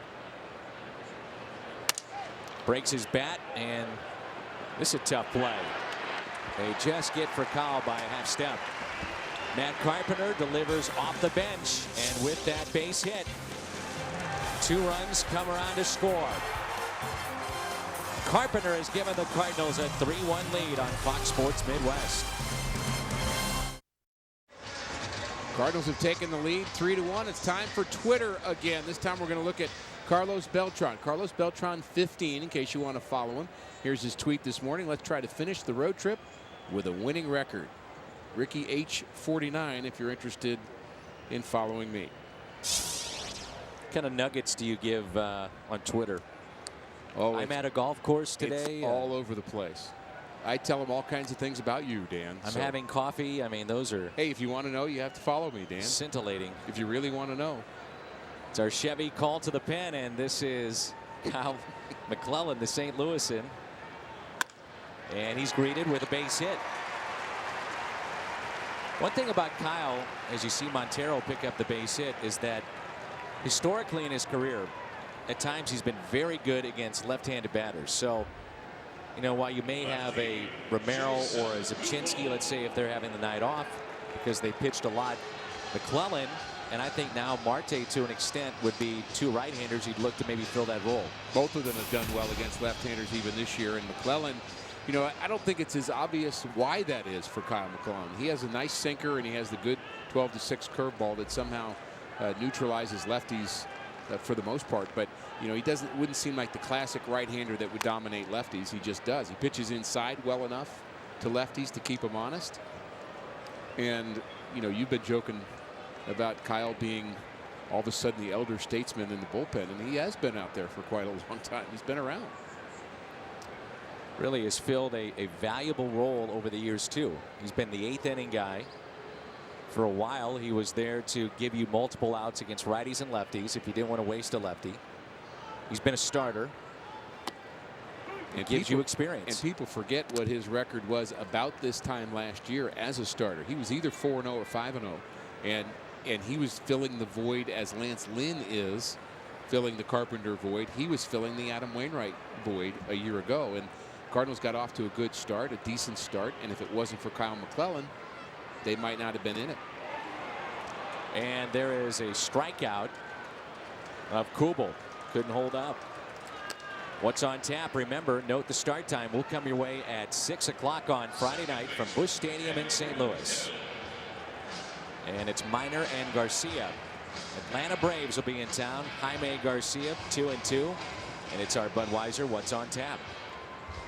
A lot of fun things this weekend at the ballpark. And if you're a baseball junkie like myself, the fact that you're going to see some of the greats come in town on Friday night is a reason to head down to the ballpark. You've got the final visit, more than likely, by Chipper Jones, the great switch hitters of all time. Got a nice standing ovation in Chicago today from the fans there. I think people around baseball, you recognize greatness. You get a chance to watch somebody play over the years. You realize just how good they are. And, as the years pass and you're around baseball fans, everybody likes to say, yeah, I saw Clemente play. I saw Willie Mays play. And that has tremendous meaning to me as a fan of the game of baseball, that I got a chance to see those great players play. You saw Willie in New York, correct? I did. I saw Roberto Clemente at the end of his career. Of course, he passed away in that tragic plane crash after getting his 3,000th career hit, and certainly a Hall of Famer. And just remembered that he was hustling, which of course is the perfect way to remember him. Runner was going from first, and that's down into the corner. Montero will score. It's a double for Hill, and it's 3-2.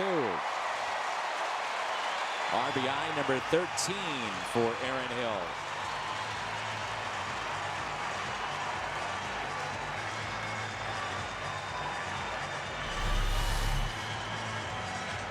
Check the location. Fastball about belt high, probably not down enough. Trying to get in. Montero. No problem scoring from first. Now the Cardinals have some problems here in the 6th inning. The 6th inning was a problem 2 nights ago, and not just a little problem. That was the game that almost got away with a 7-run lead. Here's Lyle Overbay. It's 2 for 2, double, a single, and a run scored. That was back in the 2nd. It's 3-2 St. Louis as we play here in the home half of the 6th.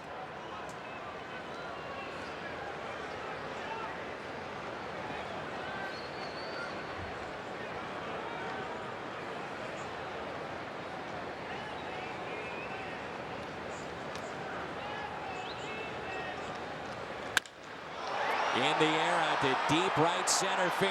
Robinson on the move, and he's got it. What a catch by Robinson.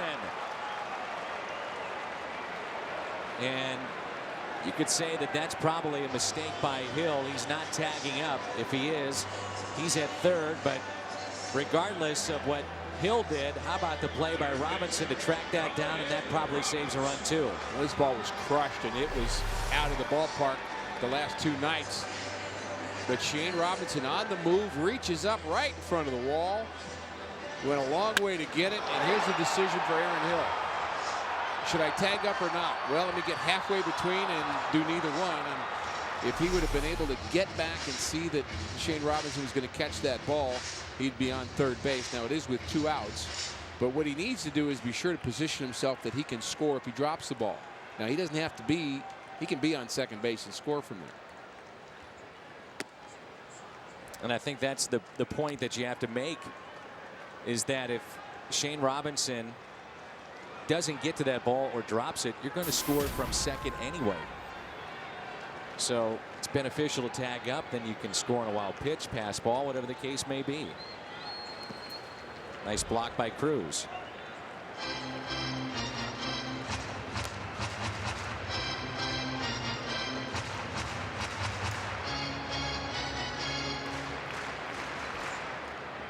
You always hear about defined roles in the bullpen, and right now you're just not really sure what that role is for Kyle McClellan. Boggs has been your 8th inning guy. Mott has been the 9th. You've got your lefties, and somewhere in between you find Kyle McClellan. I would say his role is not defined, but he's pitched well enough where you could actually think about him in a lot of roles. So it's an undefined role of somebody that's valuable, is the way I would describe him right now. Oh, curveball gets away, slips out of his hand. But maybe that's a way to describe his entire career. He's a guy that you don't really pigeonhole, but you're glad he's there. The Cardinals really questioning in the offseason and in spring training, where does he fit? And there was some thought about, well, maybe we need to move him and trade him somewhere and get an infielder perhaps, or another bench player. But as things wore on, you realize you just like the value he brings to your bullpen. Cutter that time. 3-2.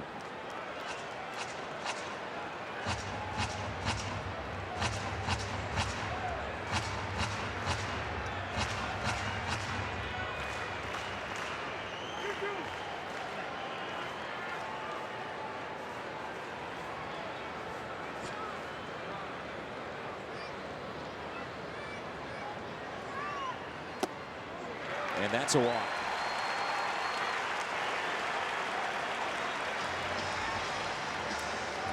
First walk issued by Kyle McClellan. And we'll turn to our AT&T trivia question tonight here in Arizona. Since 1900, he was the only player to hit 4 home runs in a game his team lost. Randy Flores. As much as I like Randy, I don't think that was the answer. He told me to say that. With Bob Horner back in 1986. Brief time in St. Louis. You were talking about Bob Horner the other night. Bob Horner could rake in college. He was probably one of the best college players in the last 30 years. Bob Horner stood right on the plate, and he was such a scary guy to pitch to. Played with the Cardinals some, of course, but more of a brave in most people's mind. But he could hit the ball so hard. I mean, it's one of those guys you just feared pitching to. Here's Paul Goldschmidt, who possesses great power. Single A, MVP of the California League. Double A, he was the MVP. Got called up last year, made a nice impression. But right now, Kirk Gibson saying before the game, you've got Goldschmidt, you've got Overbay, and you're trying to find time to let this young guy develop. But if he doesn't hit, it's tough to keep him in the lineup. Talking to Luis Gonzalez about Goldschmidt, he said, I'd like to see him in the lineup every day, whether he's hitting or not. He just thinks he's such a star, has such star potential. Again, the Double-A Player of the Year, Southern League MVP, power to all fields, real power to right field especially. And he thinks the only way he's going to develop is to get more at-bats. He kind of got buried. Now he's kind of wondering whether he's going to play. Hits it to right. And that is caught. Makes the final out. Catch. And he'll lead it off when we come back. Tonight we've seen plenty of action on the base pass. First it's Rafael Furcal. Is he out or not? We say he wasn't. It doesn't matter. Overbay also getting thrown out at home. Outfielders getting a chance to show off their arm all night long. Kyle Loesch this time is safe at third, but might have done something to a hamstring. And Aaron Hill decides, well, do I tag up or not? Gets caught in the middle and doesn't. And we may not be done with important plays at the plate and at second and third base, as we have a tight game and a very good ball game that we're watching here in Arizona. Cardinals really caught a break with Molina last night. And hopefully they catch a break with Kyle Loesch this evening. Beltran from the sidewinder looks at a strike. This is Ziegler. We see guys throw like this, right-handers. Wear and tear on their arm, not quite the same as a guy that's 3/4 or overhand. So many times a manager will use them like a lefty. And he has pitched in all 3 games in this series. That's hit to short. Beltran is retired, hitless tonight.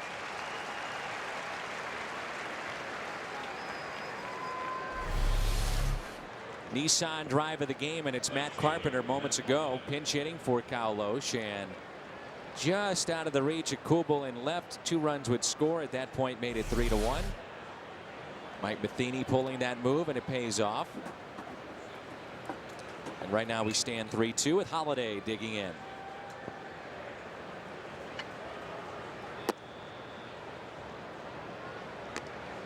Holiday has struck out.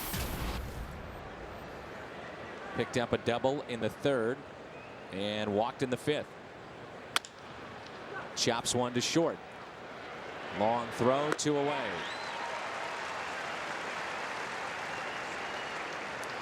Key part of this game was Alan Craig up. 1 out, bases loaded back in the fifth. And you hope that that double play that he hit into doesn't come back to haunt the Cardinals. That was 4-6-3. They were able to produce a couple of runs in the next inning thanks to our Nissan drive of the game that you just talked about with Matt Carpenter, but really a missed opportunity in the fifth. Alan Craig has really swung the bat well since coming off the disabled list. Number of games in the minor leagues, handful of games at the low A level. Then he went to AAA, had 3 or 4 starts there. And he just came to the big leagues raking. That side view, that shot that was just shown a few seconds ago, gives you a very good idea of where the top of the bat is when he begins. Really a trigger mechanism for him. You think about guys that are throwing mid to high 90s and trying to get the bat and the barrel back. And you wouldn't talk to any little leaguer and say, here, why don't you try this? It's not the normal way to teach hitting. Players develop styles that are comfortable to them, that get them in the position of balance that they need to be in eventually. But where he starts could cause a whole lot of problems to an inexperienced hitter. But as we've seen, and we thought that when he got to the big league level, he'd be exposed with, right, especially hard throwers inside. Well, he said he worked on that. He and Mark McGwire really talked that through, and you know, it's not hard to figure that out. If you're a pitcher, you see that, you go up and in. It's just the way it is. And if you're a hitting coach, you see, okay, I've got a guy that may be vulnerable there. But with the numbers he put up in the minor leagues, he was doing something right. You just want to make sure you don't have a huge weakness that gets around the league and everybody starts to exploit you.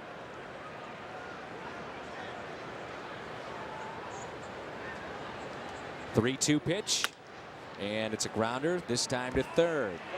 3 ground ball outs. It's a 1-run ball game, and time to stretch here in the desert. 3-2 St. Louis. We are back in Arizona, and don't forget the championship beer stein brought to you by Budweiser will be on May 25th for all fans 21 and over. Phillies will be in town. That weekend is loaded with giveaways, and great seats still remain for the Phillies and the Cardinals. Phillies off to a very slow start, beginning of play tonight.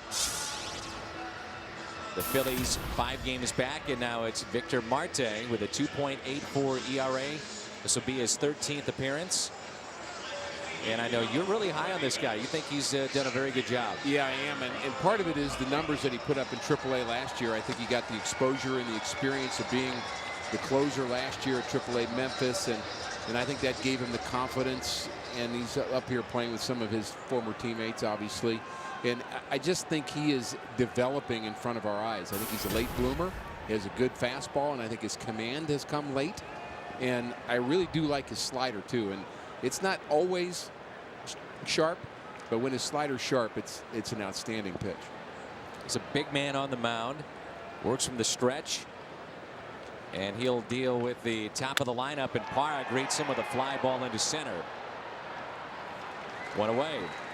Carsoup.com email the booth question. We appreciate all the emails that have come in tonight. Let's see what the guys have pulled. It says, hey Rick, do you think a fast working pitcher gets a better strike zone than the slow one? That's from Kenneth in Sullivan, Missouri. I think that is true if the fast working pitcher is around the plate. You can work fast and still be a guy that has no control. And I don't think an umpire is going to want to kind of credit you if you're just because you're working fast. And I think all, defenders and, the game does flow well when a pitcher works quickly, but there's such a thing as rushing. And we talked about that last night with Jake Westbrook. He had a problem last year of pitching too quickly. And he's almost wearing you out. You just get the ball and throw, get the ball and throw, get the ball and throw. And I didn't think his focus was strong enough on each single pitch. and he's kind of backed off a little bit, and I think it's been a positive for him. So the real key is being around the strike zone. If you throw strikes, you'll get some more. 2 away. Bloomquist with the liner to right, and this Sunday it's the David Freese bobblehead.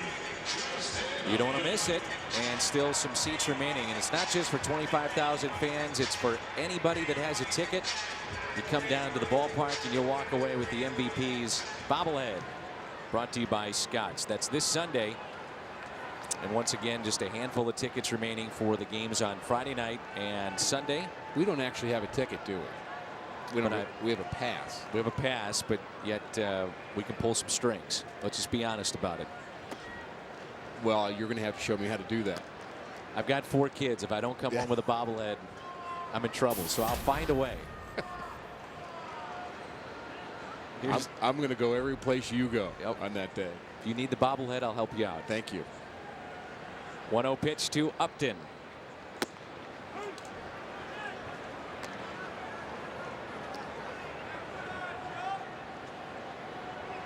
Two outs and nobody on. 1 ball and 1 strike. Outfield is deep for Upton. Chopper to short. Furcal with it. Good work by Marte. 1, 2, 3. Will Mike Matheny go back with him next inning? Freese leads it off when we come back.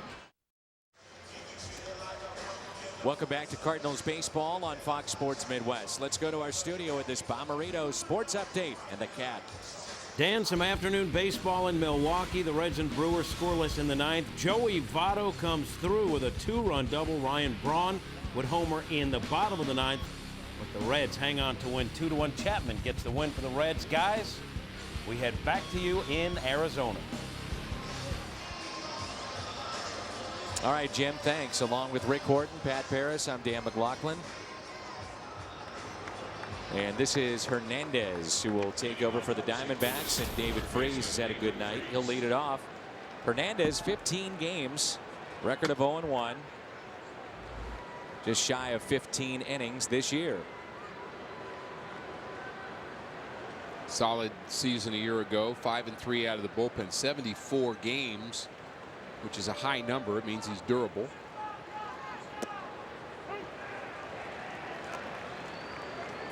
Freese on the night, on base 3 times, 2 singles, and a walk and a run scored back in the 6th.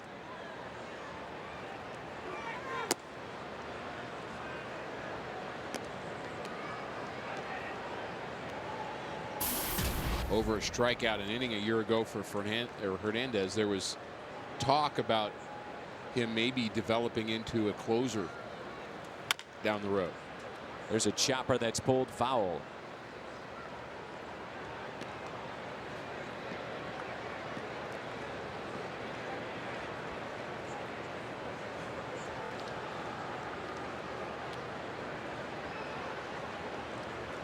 You talk to most around baseball, they'll tell you such a big difference trying to get the final out or the final 3 outs, safe situations.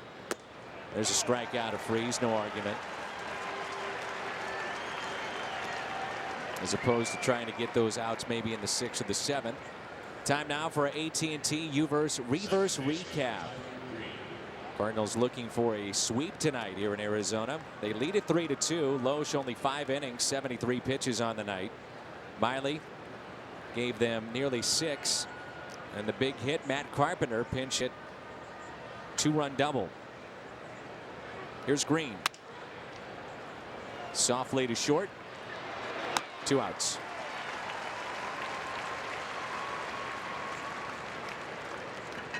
Three different Diamondback relievers have retired 6 straight. Cardinals sure could use an insurance run. This feels like one of those games that's going to go down to the very last pitch, the very last inning, and it would be nice to have that extra tally. Just thinking along here with Mike Matheny, had a long night for Mitchell Boggs, 30+ pitches.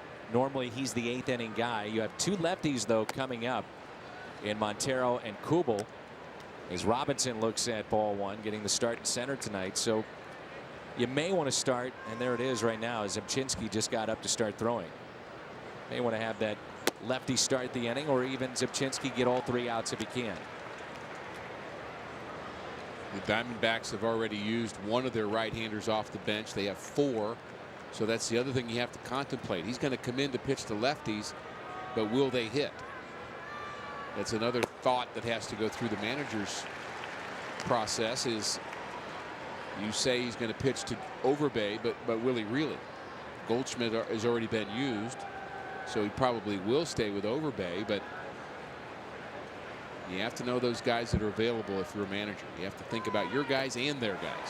It's a nasty slider, and Hernandez gets the strikeout of Robinson, and we'll find out who starts the bottom of the 8th when we come back. It's a 1-run lead for St. Louis.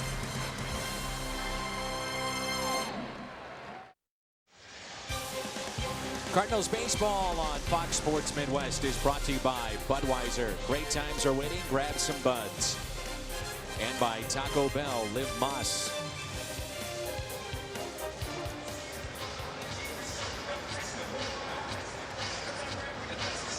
Roof closed tonight in Arizona. We had thunderstorms right before our first pitch. And lo and behold, you see that the ball, Rick, is not traveling quite as well as it was in games 1 or 2. We've seen 3 or 4 long fly balls that just stayed in this ballpark, were run down by the outfielders. Mark Zepchinski off to a good start this year. He's pitched in 12 games. 9 innings of work, and he will have some tough lefties, especially Miguel Montero. This is the guy you've got to get out.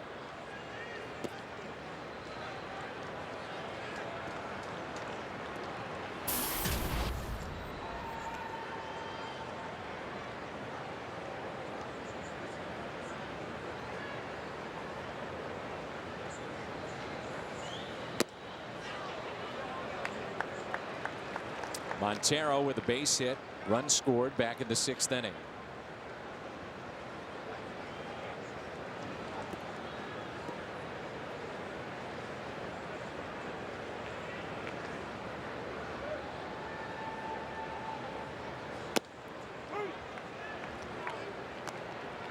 Not only have we seen Mike Matheny allowing relievers to go beyond just 3 outs, but he's allowed Zipchinski to face not just lefties but righties as well. It's been a common theme for Mike using this lefty.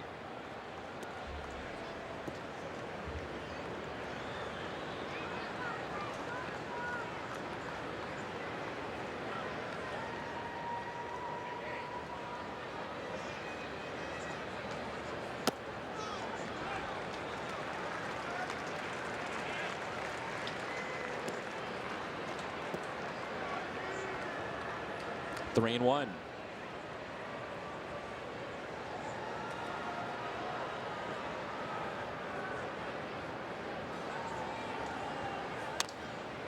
Full count.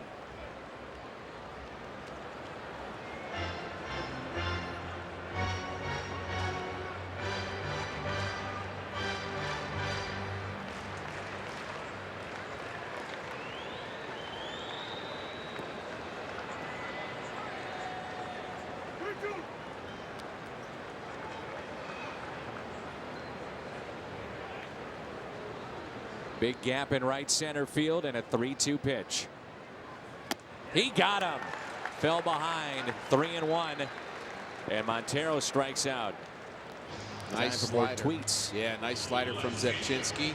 And we've been showing you some tweets throughout Cardinal Nation. Jordan Swaggerty is a Cardinal minor leaguer who's actually here in Phoenix. And he tweeted today, big storm rolling into Phoenix.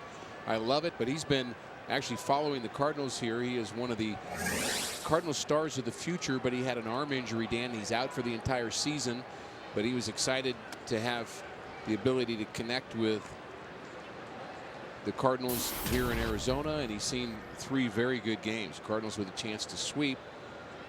5 more outs to get. I find it fun to follow some of the Cardinal minor leaguers. For Cardinal fans that want to know a little bit more about Colton Wong and Jordan Swaggerty, Shelby Miller. Swaggerty was on the Caravan with me this past offseason, and He's a guy that pitched in college here locally, this area I should say, with Arizona State. And a guy that is no doubt on the radar as far as what they believe is a big league talent. A lot of guys that impressed this spring. Here's a 1-2 pitch and a swing and a miss. Another nasty breaking ball from Zebchinski. 2 strikeouts here in the 8th. When lefties dominate lefties, it's usually because of the breaking ball. Nice short slider. Looks like a fastball, dives down and away to a lefty. Mike Matheny is pushing all the right buttons so far tonight. More buttons to push, however.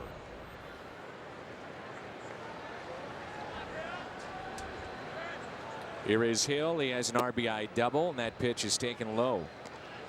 Road trip started out with 2 losses over the weekend. Games 1 and 2 against Houston. Cardinals pounded the Astros on Sunday.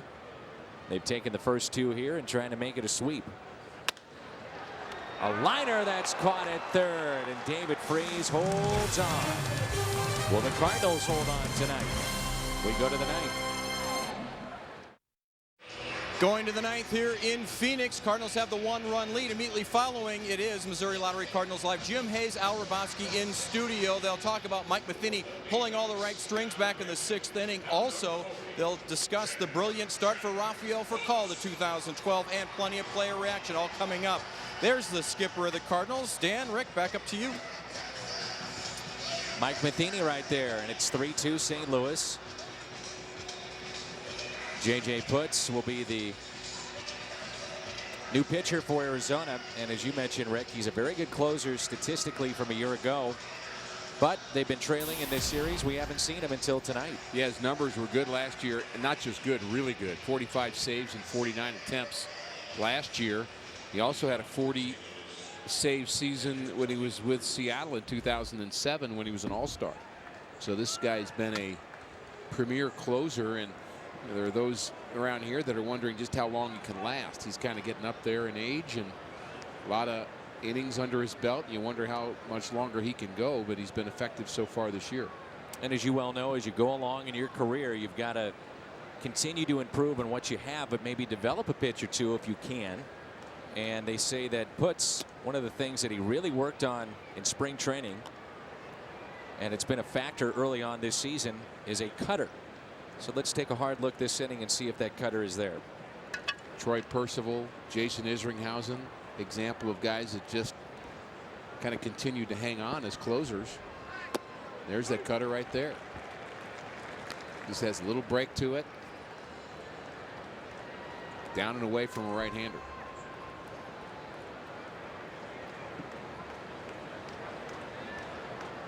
One ball, one strike on Cruz.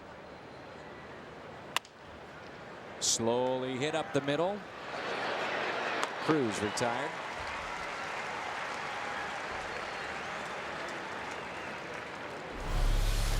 Schnook's difference maker, and really the difference in this game has been off the bat of Matt Carpenter as he came off the bench. The diving attempt by Kubel in left, he missed it, and with that it was a double and 2 runs would score. At that time made it 3-1. It now stands 3-2. And here is Skip Schumacher. And one of those buttons that Mike Matheny has pushed at just the right time. I questioned it at the time. Still question whether Kyle Loesch had some issue for having to come out after just 5 innings. And again, maybe Mike Matheny just felt like that was his chance.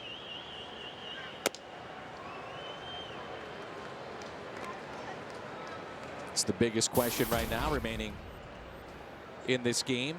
The Cardinals can win it. The status of Kyle Loesch, or what was behind the thinking in that move.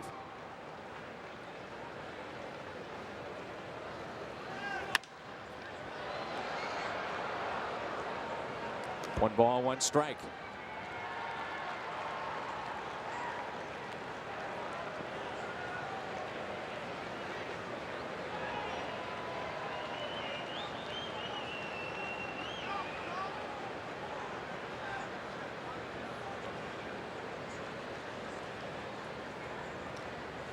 Some people will watch a game and say that looks like a slider, and it may be a pitcher's cutter, and there is A little bit of a difference between the two. Yeah, the cutter is going to be faster than a slider, and it's flatter. It's more like a fastball that's just moving on a plane from a right-hander in on a left-hander's hands. It's not going to go down and in. It's just going to go in. And if you want to know what a cutter is, well, you're going to have to watch film of Mariano Rivera right now, since he's not going to be pitching for a while, but has thankfully said that he's going to try one more year. But he has the ultimate cutter. And he throws it on every pitch. No surprises. Here it comes, and it moves. And he throws it hard.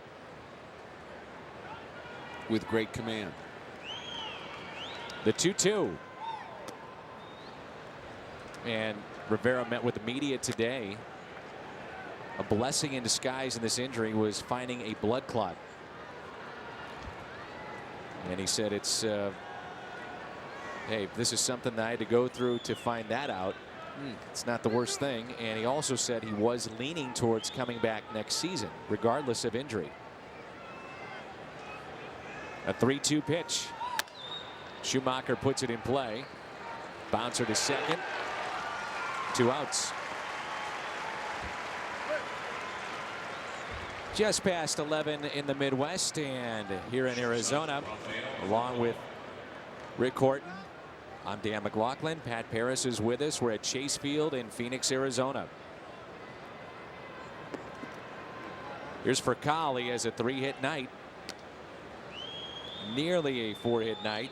Was out by about a half step back in the 6th inning.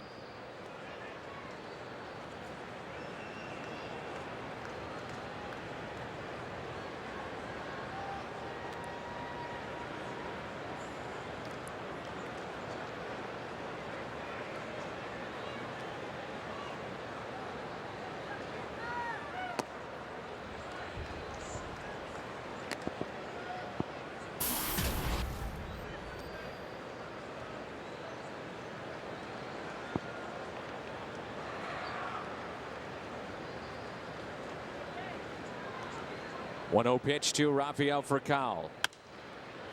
In the air and out of play.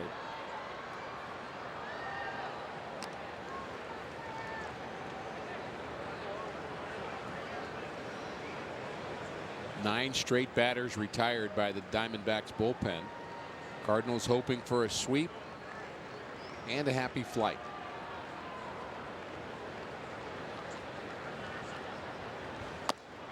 Off-speed pitch at 84 miles an hour.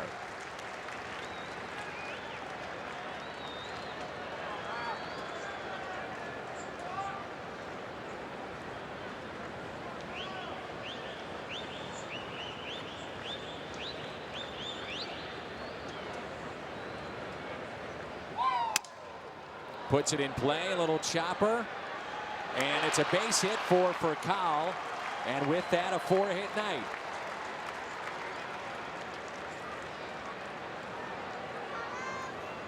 Rafi's always been that kind of hitter. He gets his hits in bunches.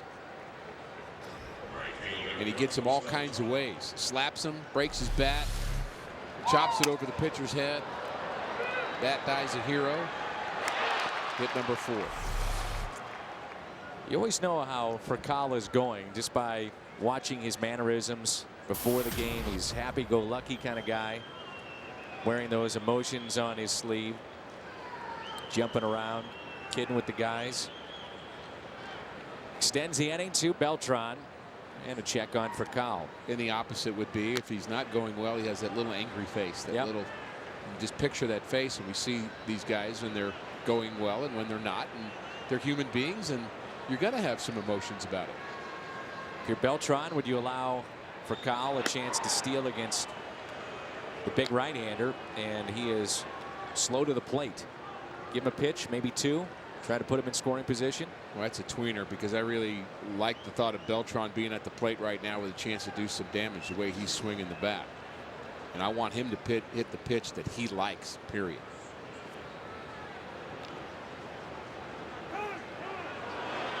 Leaning a little bit towards second, but not a very big lead.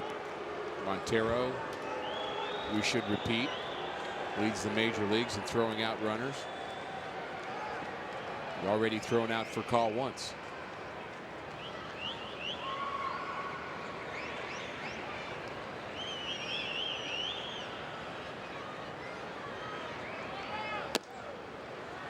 One and 0.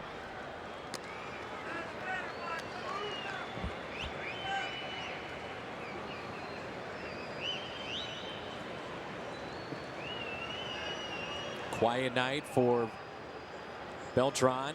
0 for 4. Did reach on an error back in the 5th that allowed a run to score.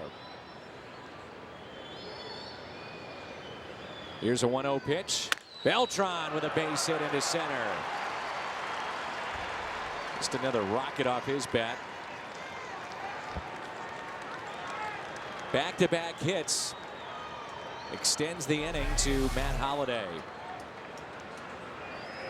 Blast up the middle. Beltran has been fairly even in terms of his left and right production, average-wise. But the home runs have mostly come from the left side.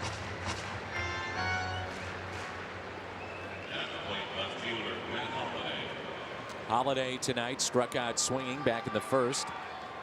He doubled in the 3rd, a walk in the 5th, and grounded out to short. Hard hit ball, and that was in the 7th.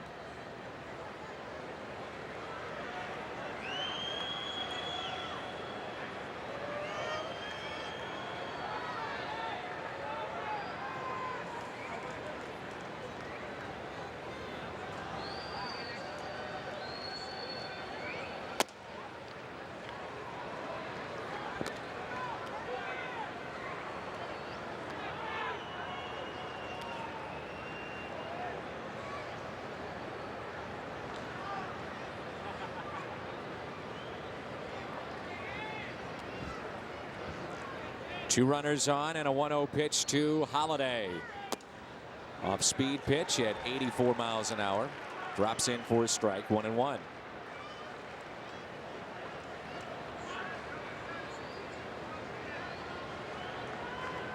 Another button that Mike Matheny's going to have to push is, do you let Zepchinski pitch to the first batter in the 9th who happens to be left-handed?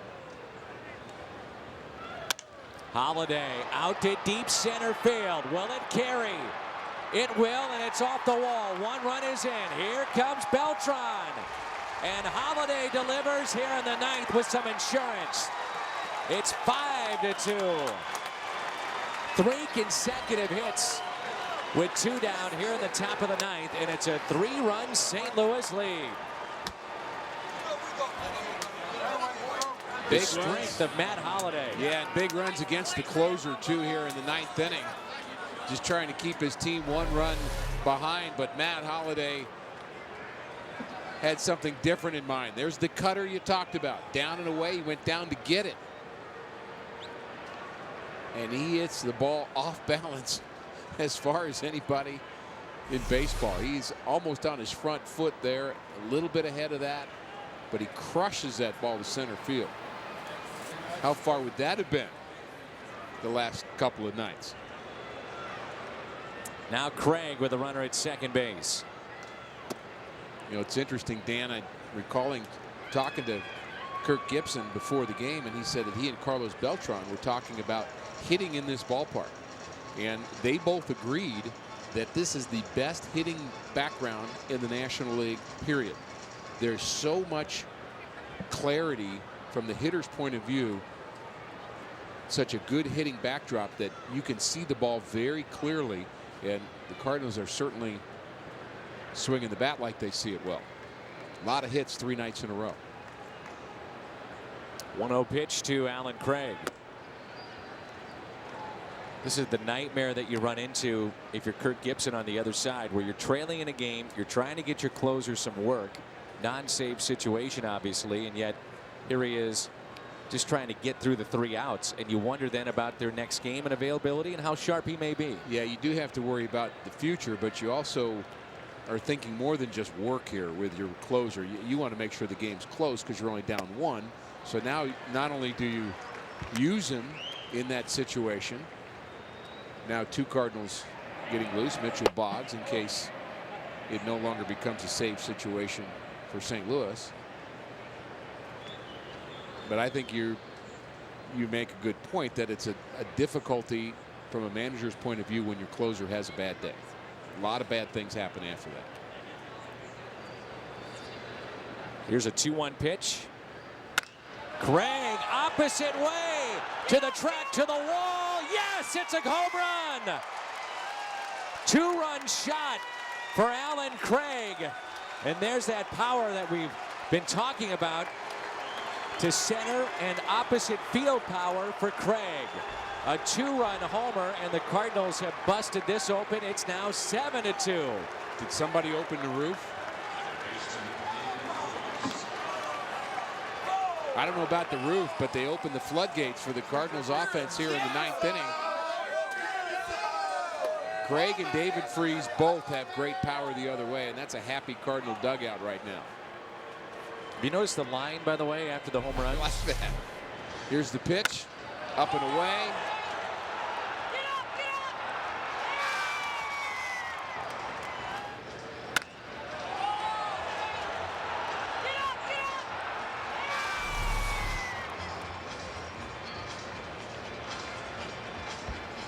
We wondered how the team would play outside the division. One thing they've shown, they can hit.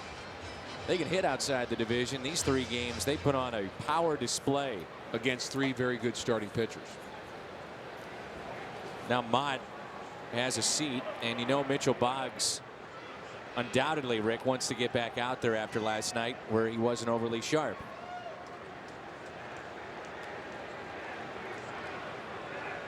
Here's David Freese. 7-2 St. Louis. 4 runs here in the top of the 9th. And it's opened up to a 5-run Cardinal lead.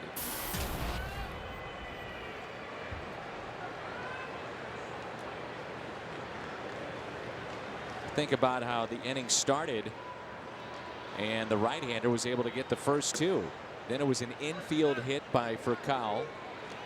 Beltran the base hit to center. The double off the wall by Holiday, and Craig drives everybody in that was left, Holiday and himself, for 2 more, and it adds up to a 7-2 lead.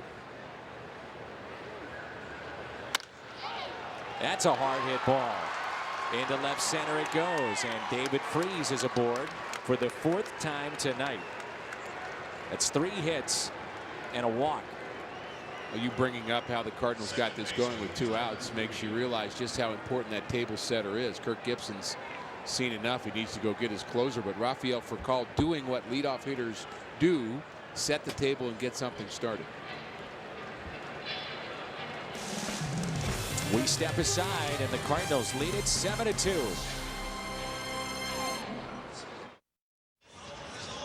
Here's a stat that you're going to have to pay attention to. This is a little complicated. The longest streak to begin a season where you lose the final game of a series when you're going for a sweep. Now, if you've got all that, the Cardinals have done it 4 times where they've won the first 2 games of the series and were not able to complete the sweep, and they're trying to break that here today.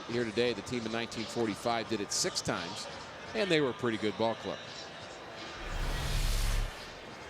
So is this one. Yes, they are. Mike Matheny has assembled a group of guys that like being together. We've seen them now on a couple of road trips, Dan, just hanging out, having fun, enjoying their work, enjoying being together. And I was hoping we'd get to see the molecular biophysicist one more time, just so I could say those words.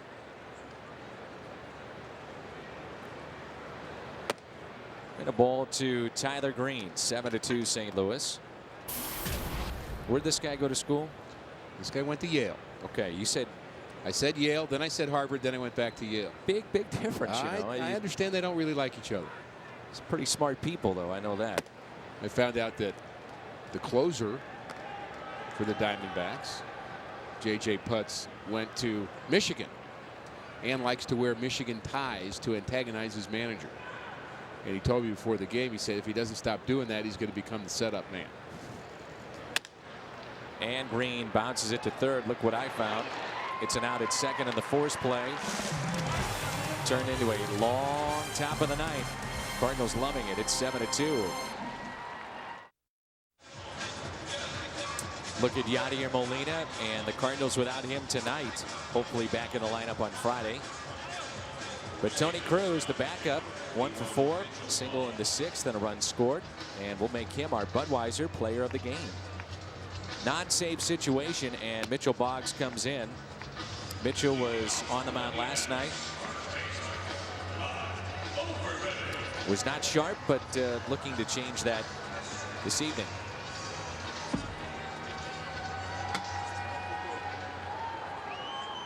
Speaking of closers, they have been dropping at an alarming rate in Major League Baseball. Mariano Rivera being the latest. But you think about it, Ricky, you've got Joaquin Soria of Kansas City, Right. Brian Wilson of the Giants. Matson never pitched for the Reds.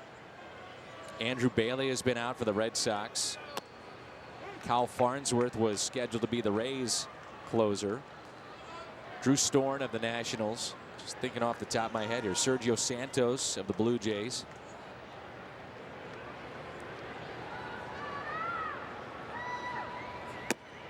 Carlos Marmol was taken out of that role.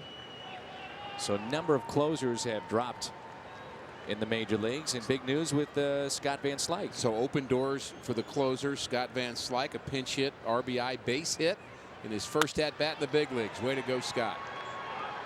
Breaking back and making a rare mistake defensively was Robinson. It was off the end of the bat. You don't see that very often. That should have been caught. This copyrighted telecast is presented by the authority of the St. Louis Cardinals and may not be reproduced or retransmitted in any form. And the accounts and descriptions of this game may not be disseminated without the express written consent of the Cardinals. Don't see that very often from Shane Robinson. No, I think the ball fools him off the bat because it is off the end of the bat. He kind of starts back, 2 steps back, then starts to come in, and those 2 steps were the difference. And those are the kind of things when you're trying to get back on track. You don't want that to go against you, and that's what just happened with Mitchell Boggs, who outside of last night, Rick, has been very good. Yeah, and it does kind of steamroll, doesn't it? When things start going in a negative direction, then you start to give up blue pits and you get bad hops and you don't get the call you want. And as our good friend Randy Flores, who visited us for an inning tonight, used to say, baseball happens. And when things aren't going well, baseball happens in negative directions. And when things are going well, you get the line drives at people. Mitchell Boggs in maybe a short-term funk right here, but he can turn that around in a hurry.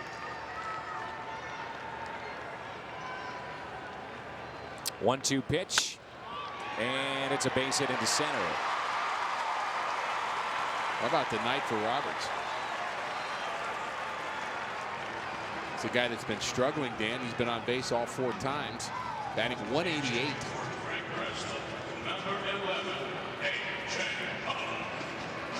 A.J. Pollock, we saw him in game 1, will be the pinch hitter.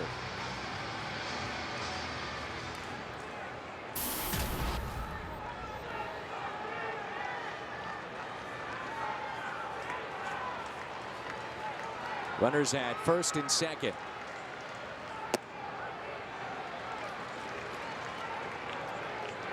Cardinals employees receive their World Championship rings tomorrow.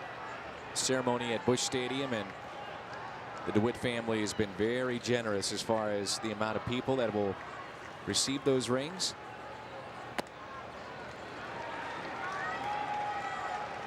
The pitch at 96 miles an hour, 2 balls and no strikes on Pollock. Got Romero getting loose right now. Right-hander throwing in the pen.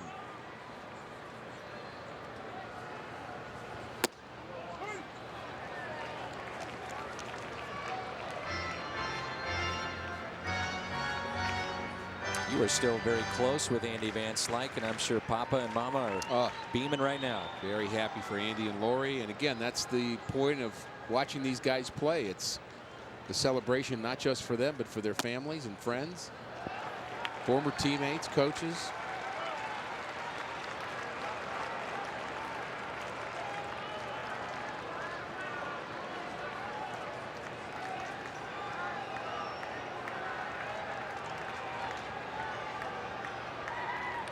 A 3-1 pitch to Pollock, and that's a strike. 3-2.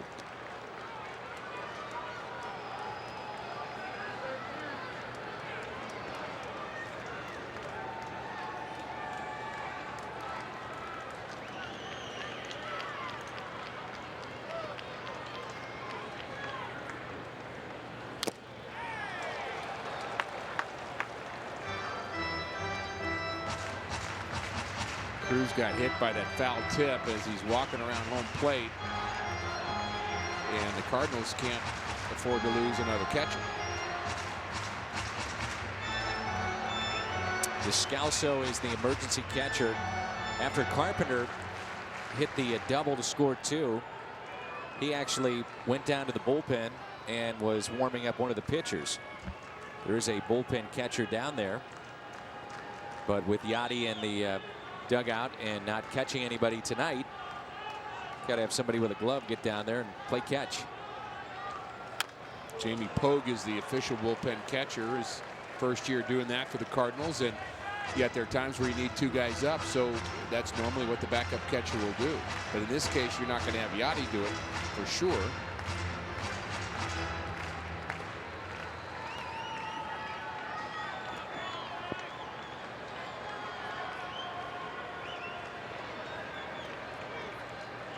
It's another 3-2 pitch by Mitchell Boggs.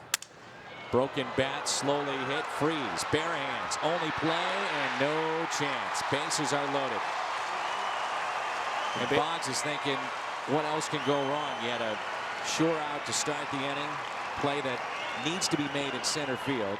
Broken bat, infield hit, and the only solid one was the second. Yeah, baseball just happened again. If this ball is hit a little more squarely, it's a double play, but instead it's a broken bat, an off-balance throw, and an infield hit. Here comes a double switch for Mike Matheny.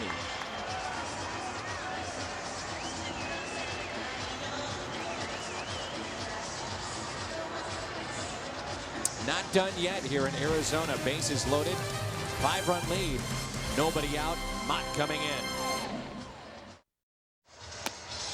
Cardinals turn it over to Jason Mott. 5-run lead, but bases loaded, and Mike Matheny not taking any chances here. Well, you can't go any longer. Things just were not working for Mitchell Boggs. Mott has been nearly perfect. He did blow 1 save. Descalso part of the double switch.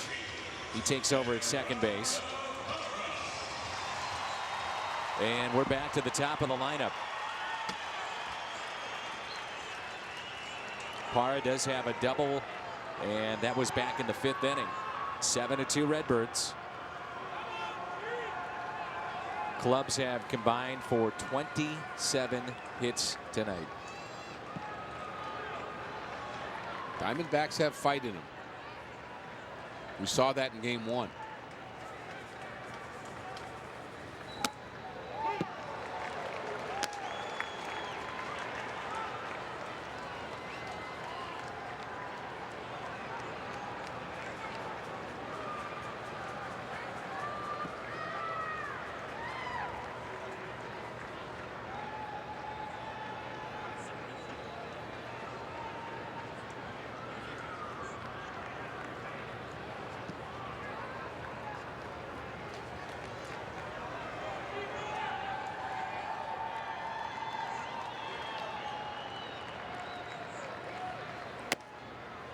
This is in. 1 ball, 1 strike.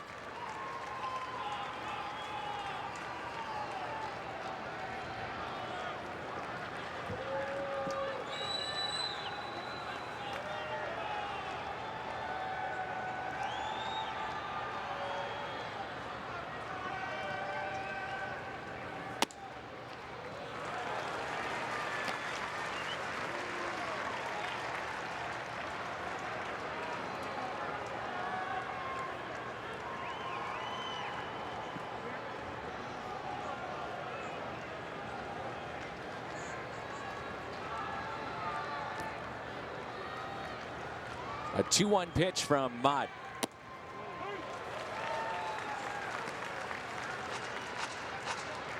We always hear Al talk about the closer's side and the mentality that they have as you get a look at who's on base, but many times they shut it down mentally. 5-run lead, you think you're not coming in. You hope that's not the case, but many times I'm sure it is. Well, you got to train yourself not to let that happen, because it comes up to bite you if you do. Oh. How did he take that pitch? I'm not sure if it was a strike or not, but how did he take it? Jason telling us before the game, for the most part, nothing fancy about it. It's all or nothing. Here it comes.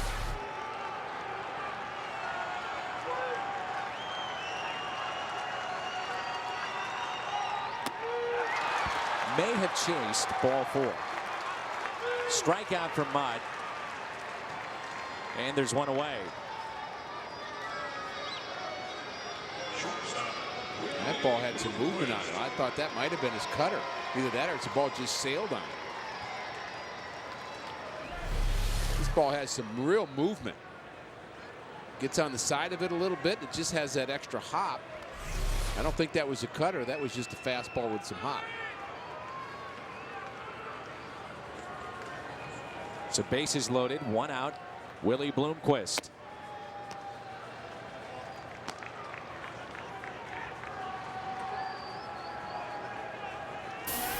Cardinals have 6 RBIs with 2 outs tonight. Carpenter, Holiday, Craig, each with a pair.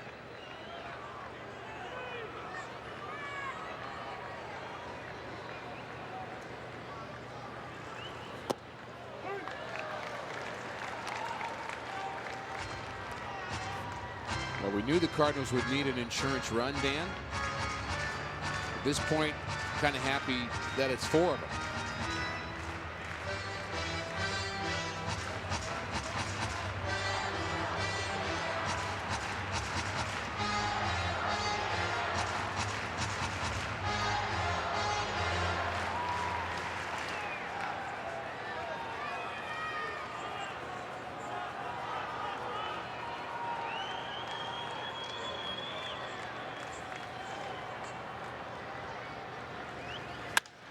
Could be a double play for Kyle out at second. Fires to first. It's a double play.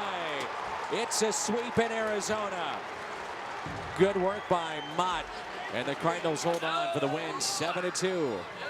This was an outstanding ball game right from the get-go. This was a tight game. The Cardinals broke it open in the 9th. Hung on in the bottom of the 9th. Plenty of offensive heroes. Good defense again. And Mike Matheny pushed all the right buttons. Cardinals wind up with a winning road trip. A sweep in Arizona. They go 4-2 on the trip. Don't go away. Missouri Lottery Cardinals Live. Our post-game show comes your way next. The Cards get their first sweep of the season, 7-2, the final from Arizona. Al Raboski here to break this one down on Missouri Lottery Cardinals Live. And Hungo, I guess the Cardinals don't mind going outside the NL Central. Yeah, everybody was so concerned about that. Well, you know, they win the last game in Houston. Now they sweep Arizona, so they have a 4-2 road trip. They won 4 in a row, and they're looking forward to the off day tomorrow and coming home after a happy flight. Much more from Hungo coming up, plus the Redbirds with a chance to bust out the Brooms in Arizona. We'll tell you why they were able to do it tonight. Plus Kyle Osh on the hill looking to continue his early season success. Al will break down his start. We'll take you back to the desert for Cardinal player reaction and mic'd up, plus an update on Yadier Molina. And we'll get you ready for Tony La Russa's Jersey Retirement Day. Happy Peter Pan Day. We'll take you off to Neverland on Missouri Lottery Cardinals Live. It's coming up next.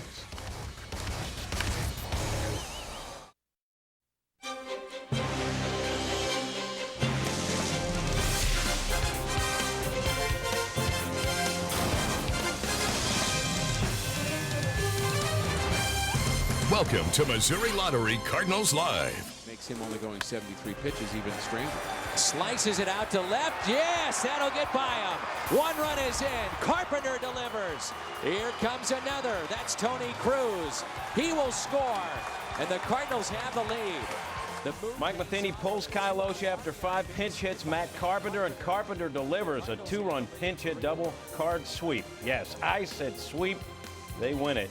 7-2. Hello, everybody, and welcome inside our Fox Sports Midwest studio in St. Louis for the Hump Day edition of Missouri Lottery Cardinals Live, alongside Mr. Congeniality, Al Roboski. I'm Jim Hayes. Coming up, back to Phoenix for Mic'd Up, and we'll get Cardinal player reaction plus an update on Yadier Molina. But, Al, 5th time's the charm.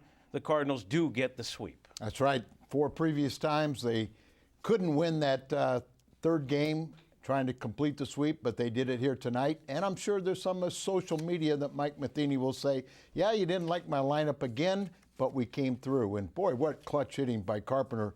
What a, kind of a gutsy pull by Matheny, taking Loesch out there with 2 outs, 2 men on. And with a lefty on the mound, Carpenter has to tough at bat and came through. And remember, Cardinal fans, the tweet is on. Al loves the Twitter tweets. We want your questions and comments. Just tweet them to us at FS Midwest, and we'll answer some of your questions throughout the show. Right now, let's get back to Chase Field. Pat Paris caught up with Matt Holliday moments ago. He's our Mid-America Chevy Dealers Player of the Game. All right, Jim, thank you very much. Matt, you guys scored 6 runs tonight with 2 outs. Those 4 in the 9th inning were huge. Yeah, they were huge, especially, with a good offensive team like they have in this ballpark. The more runs, the better. So it was good to get those 4. It was kind of tough going early in this game, getting a lot of runs. Yeah, we had some chances. We just couldn't quite string together enough hits. And Miley's a good pitcher and did a good job of keeping us off the board. But our pitchers did a great job of keeping it right there, and we were able to get some runs. You guys were able to finally get that elusive sweep. I know you just go 1 game at a time, but to win 3 in a row against one ball club, it's nice. Yeah, especially a team that was in the playoffs. They're going to be fine. They have a good team. They're going to get healthy and be a good team. But we played well, and to get a sweep and on the road and to finish this road trip 4-2 is pretty good. A lot of offense, a lot of power in these 3 games here, but also some good pitching, and you needed almost everybody in the bullpen tonight. Yeah, they did a good job. Mitch had some tough luck right there, and Mott came in and picked him up. So our pitching's done a great job all year. Nice problem to have, but with Lance probably coming back Friday, you look at what Alan Craig's been able to do too. You guys have a lot of depth right now. Yeah, we have a lot of really good hitters. Even Carp and Carpenter and a lot of our younger guys that are on the bench right now. Shane Robinson comes out and has some great at bats. So our bench players, we have a lot of really good hitters. Well, enjoy the off day tomorrow and happy flight tonight. All right, thanks. All right, that's Matt Holliday. Jim, we'll send it back to you and Al in the studio.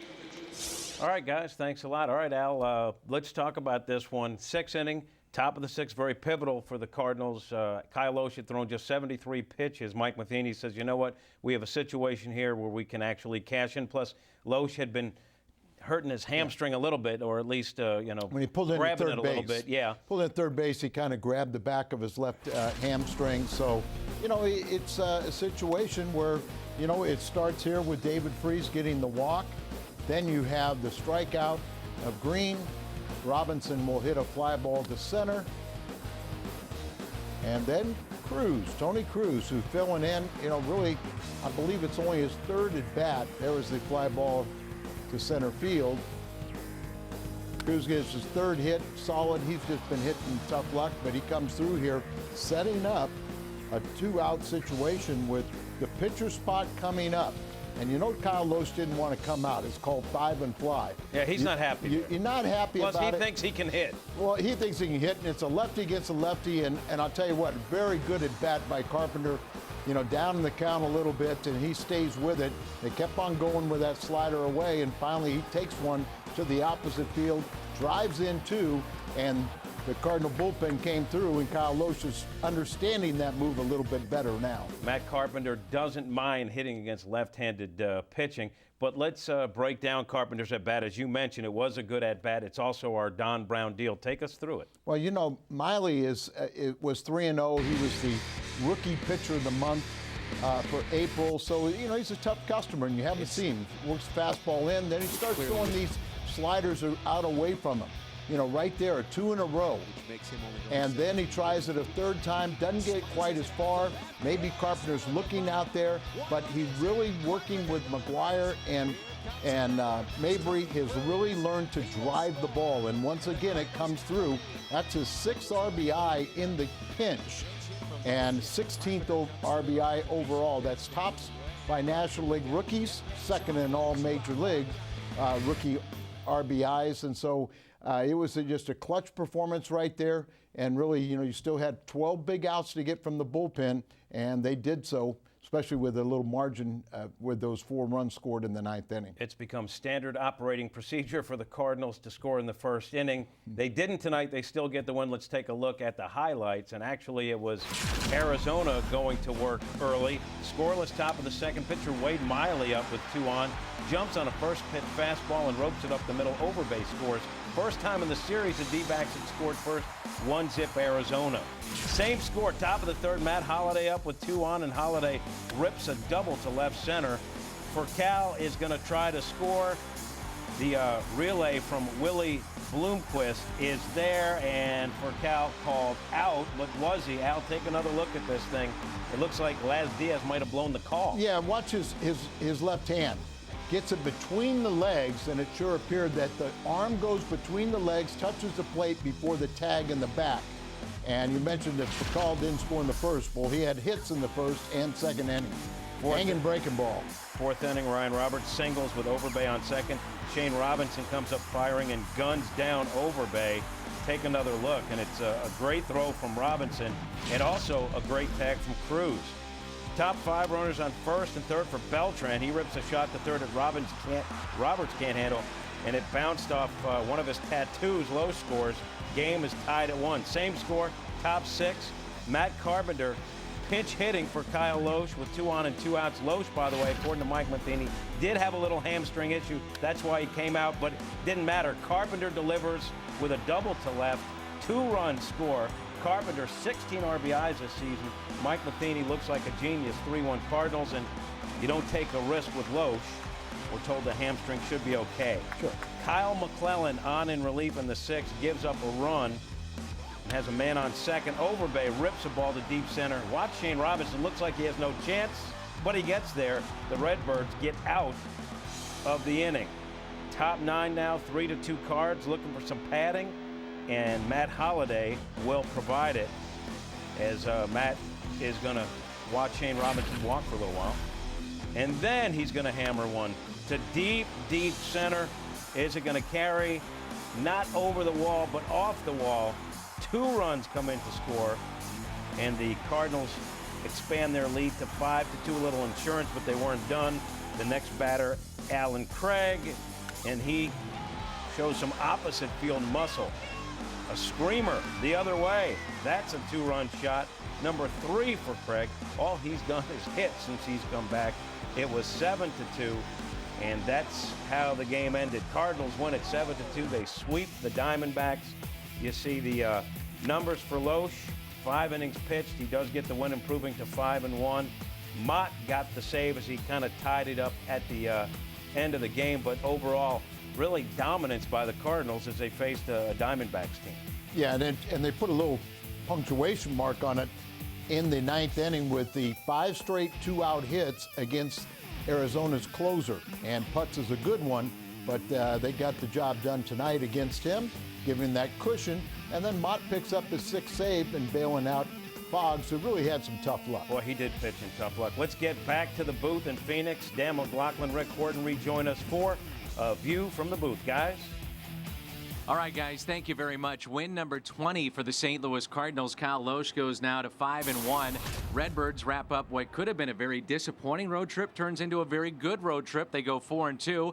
Off day tomorrow. We look ahead to Friday, but some interesting work on the base paths for both teams here tonight. It was really an interesting game. A lot of things were happening on the base paths. Close game for most of it, and it was close because of the bang-bang plays at the plate. Rafael Furcal was probably safe, and he was probably out. Unfortunately, that call was made correctly. Kyle Loesch also had an interesting time on the base pass as he goes from first all the way to third. Maybe gets a little lame at the end and then grabs that hamstring. He's safe at third, but then he's out of the game, not that far down the road. And then Aaron Hill doesn't tag up on a ball hit to deep center. That probably didn't affect the scoring at all in that inning, but just a lot of action on the base paths. The outfielders got a chance to do, Dan, what they love to do, show off their arms. We saw some good arms here, but really the good arms that didn't do well in this series were the arms of the Arizona starters. The Cardinals bats were just on fire. Al talked about it in the top of the show. The fact is that Mike Matheny goes with Matt Carpenter in a key spot in this game. He pulls Loesch, and Matt comes through. That was big. Well, you push a lot of buttons. We kept talking about that during the telecast throughout a game, and that's the manager's job. And sometimes they work and sometimes they don't. But for Mike Matheny in this game, Dan, they all did work, especially that move, bringing in Carpenter. He smelled an opportunity there. We'll find out whether Loesch's health had anything to do with that later on. But I think the key thing is that everybody that Matheny brought in did their job. It's a happy flight. It is. Led by Rafael Fraccal, his 4 hits tonight, and the Cardinals head back to St. Louis. Off day tomorrow. Then on Friday night, the big ceremony for Tony La Russa will come your way early. Remember, at 6 o'clock with the pregame show, we'll carry the festivities live all the way through. So we'll see you then Friday night. Jim, Hungo, let's send it back to you. All right, Danny and Rick love a happy flight. 4 times prior to tonight, Al, Cardinals had gone for a sweep. Didn't work out that well tonight. They go for a sweep, and they get it. And just look at the difference in numbers. Obviously, the earlier attempts at sweeping destined to not work. Well, when you score less than 3 runs versus 7 runs tonight, how about the batting average? More than 100 points better. ERA, you know, it's almost 3 points higher, and starters are much better. And, you know, the opponent's batting average, not a lot of difference. They got 12 hits tonight, and in the previous 4, they got a lot of hits, but the Cardinals had those 7 runs to work with. And hopefully all that sweep talk can be put to rest for a little while. The Cards get a sweep tonight. All right, programming note. Tomorrow will be an historic day for the St. Louis Blues as they will announce Tom Stillman as their new owner. And Fox Sports Midwest will carry the press conference live. Tune in at 11 to see the press conference in its entirety and stick around afterwards for interviews with the new owner and other NHL dignitaries. That's the Blues ownership press conference tomorrow morning at 11 right here on Fox Sports Midwest and foxsportsmidwest.com. Big win for the Cardinals tonight. We'll hear from the skipper, Mike Matheny. All that straight ahead.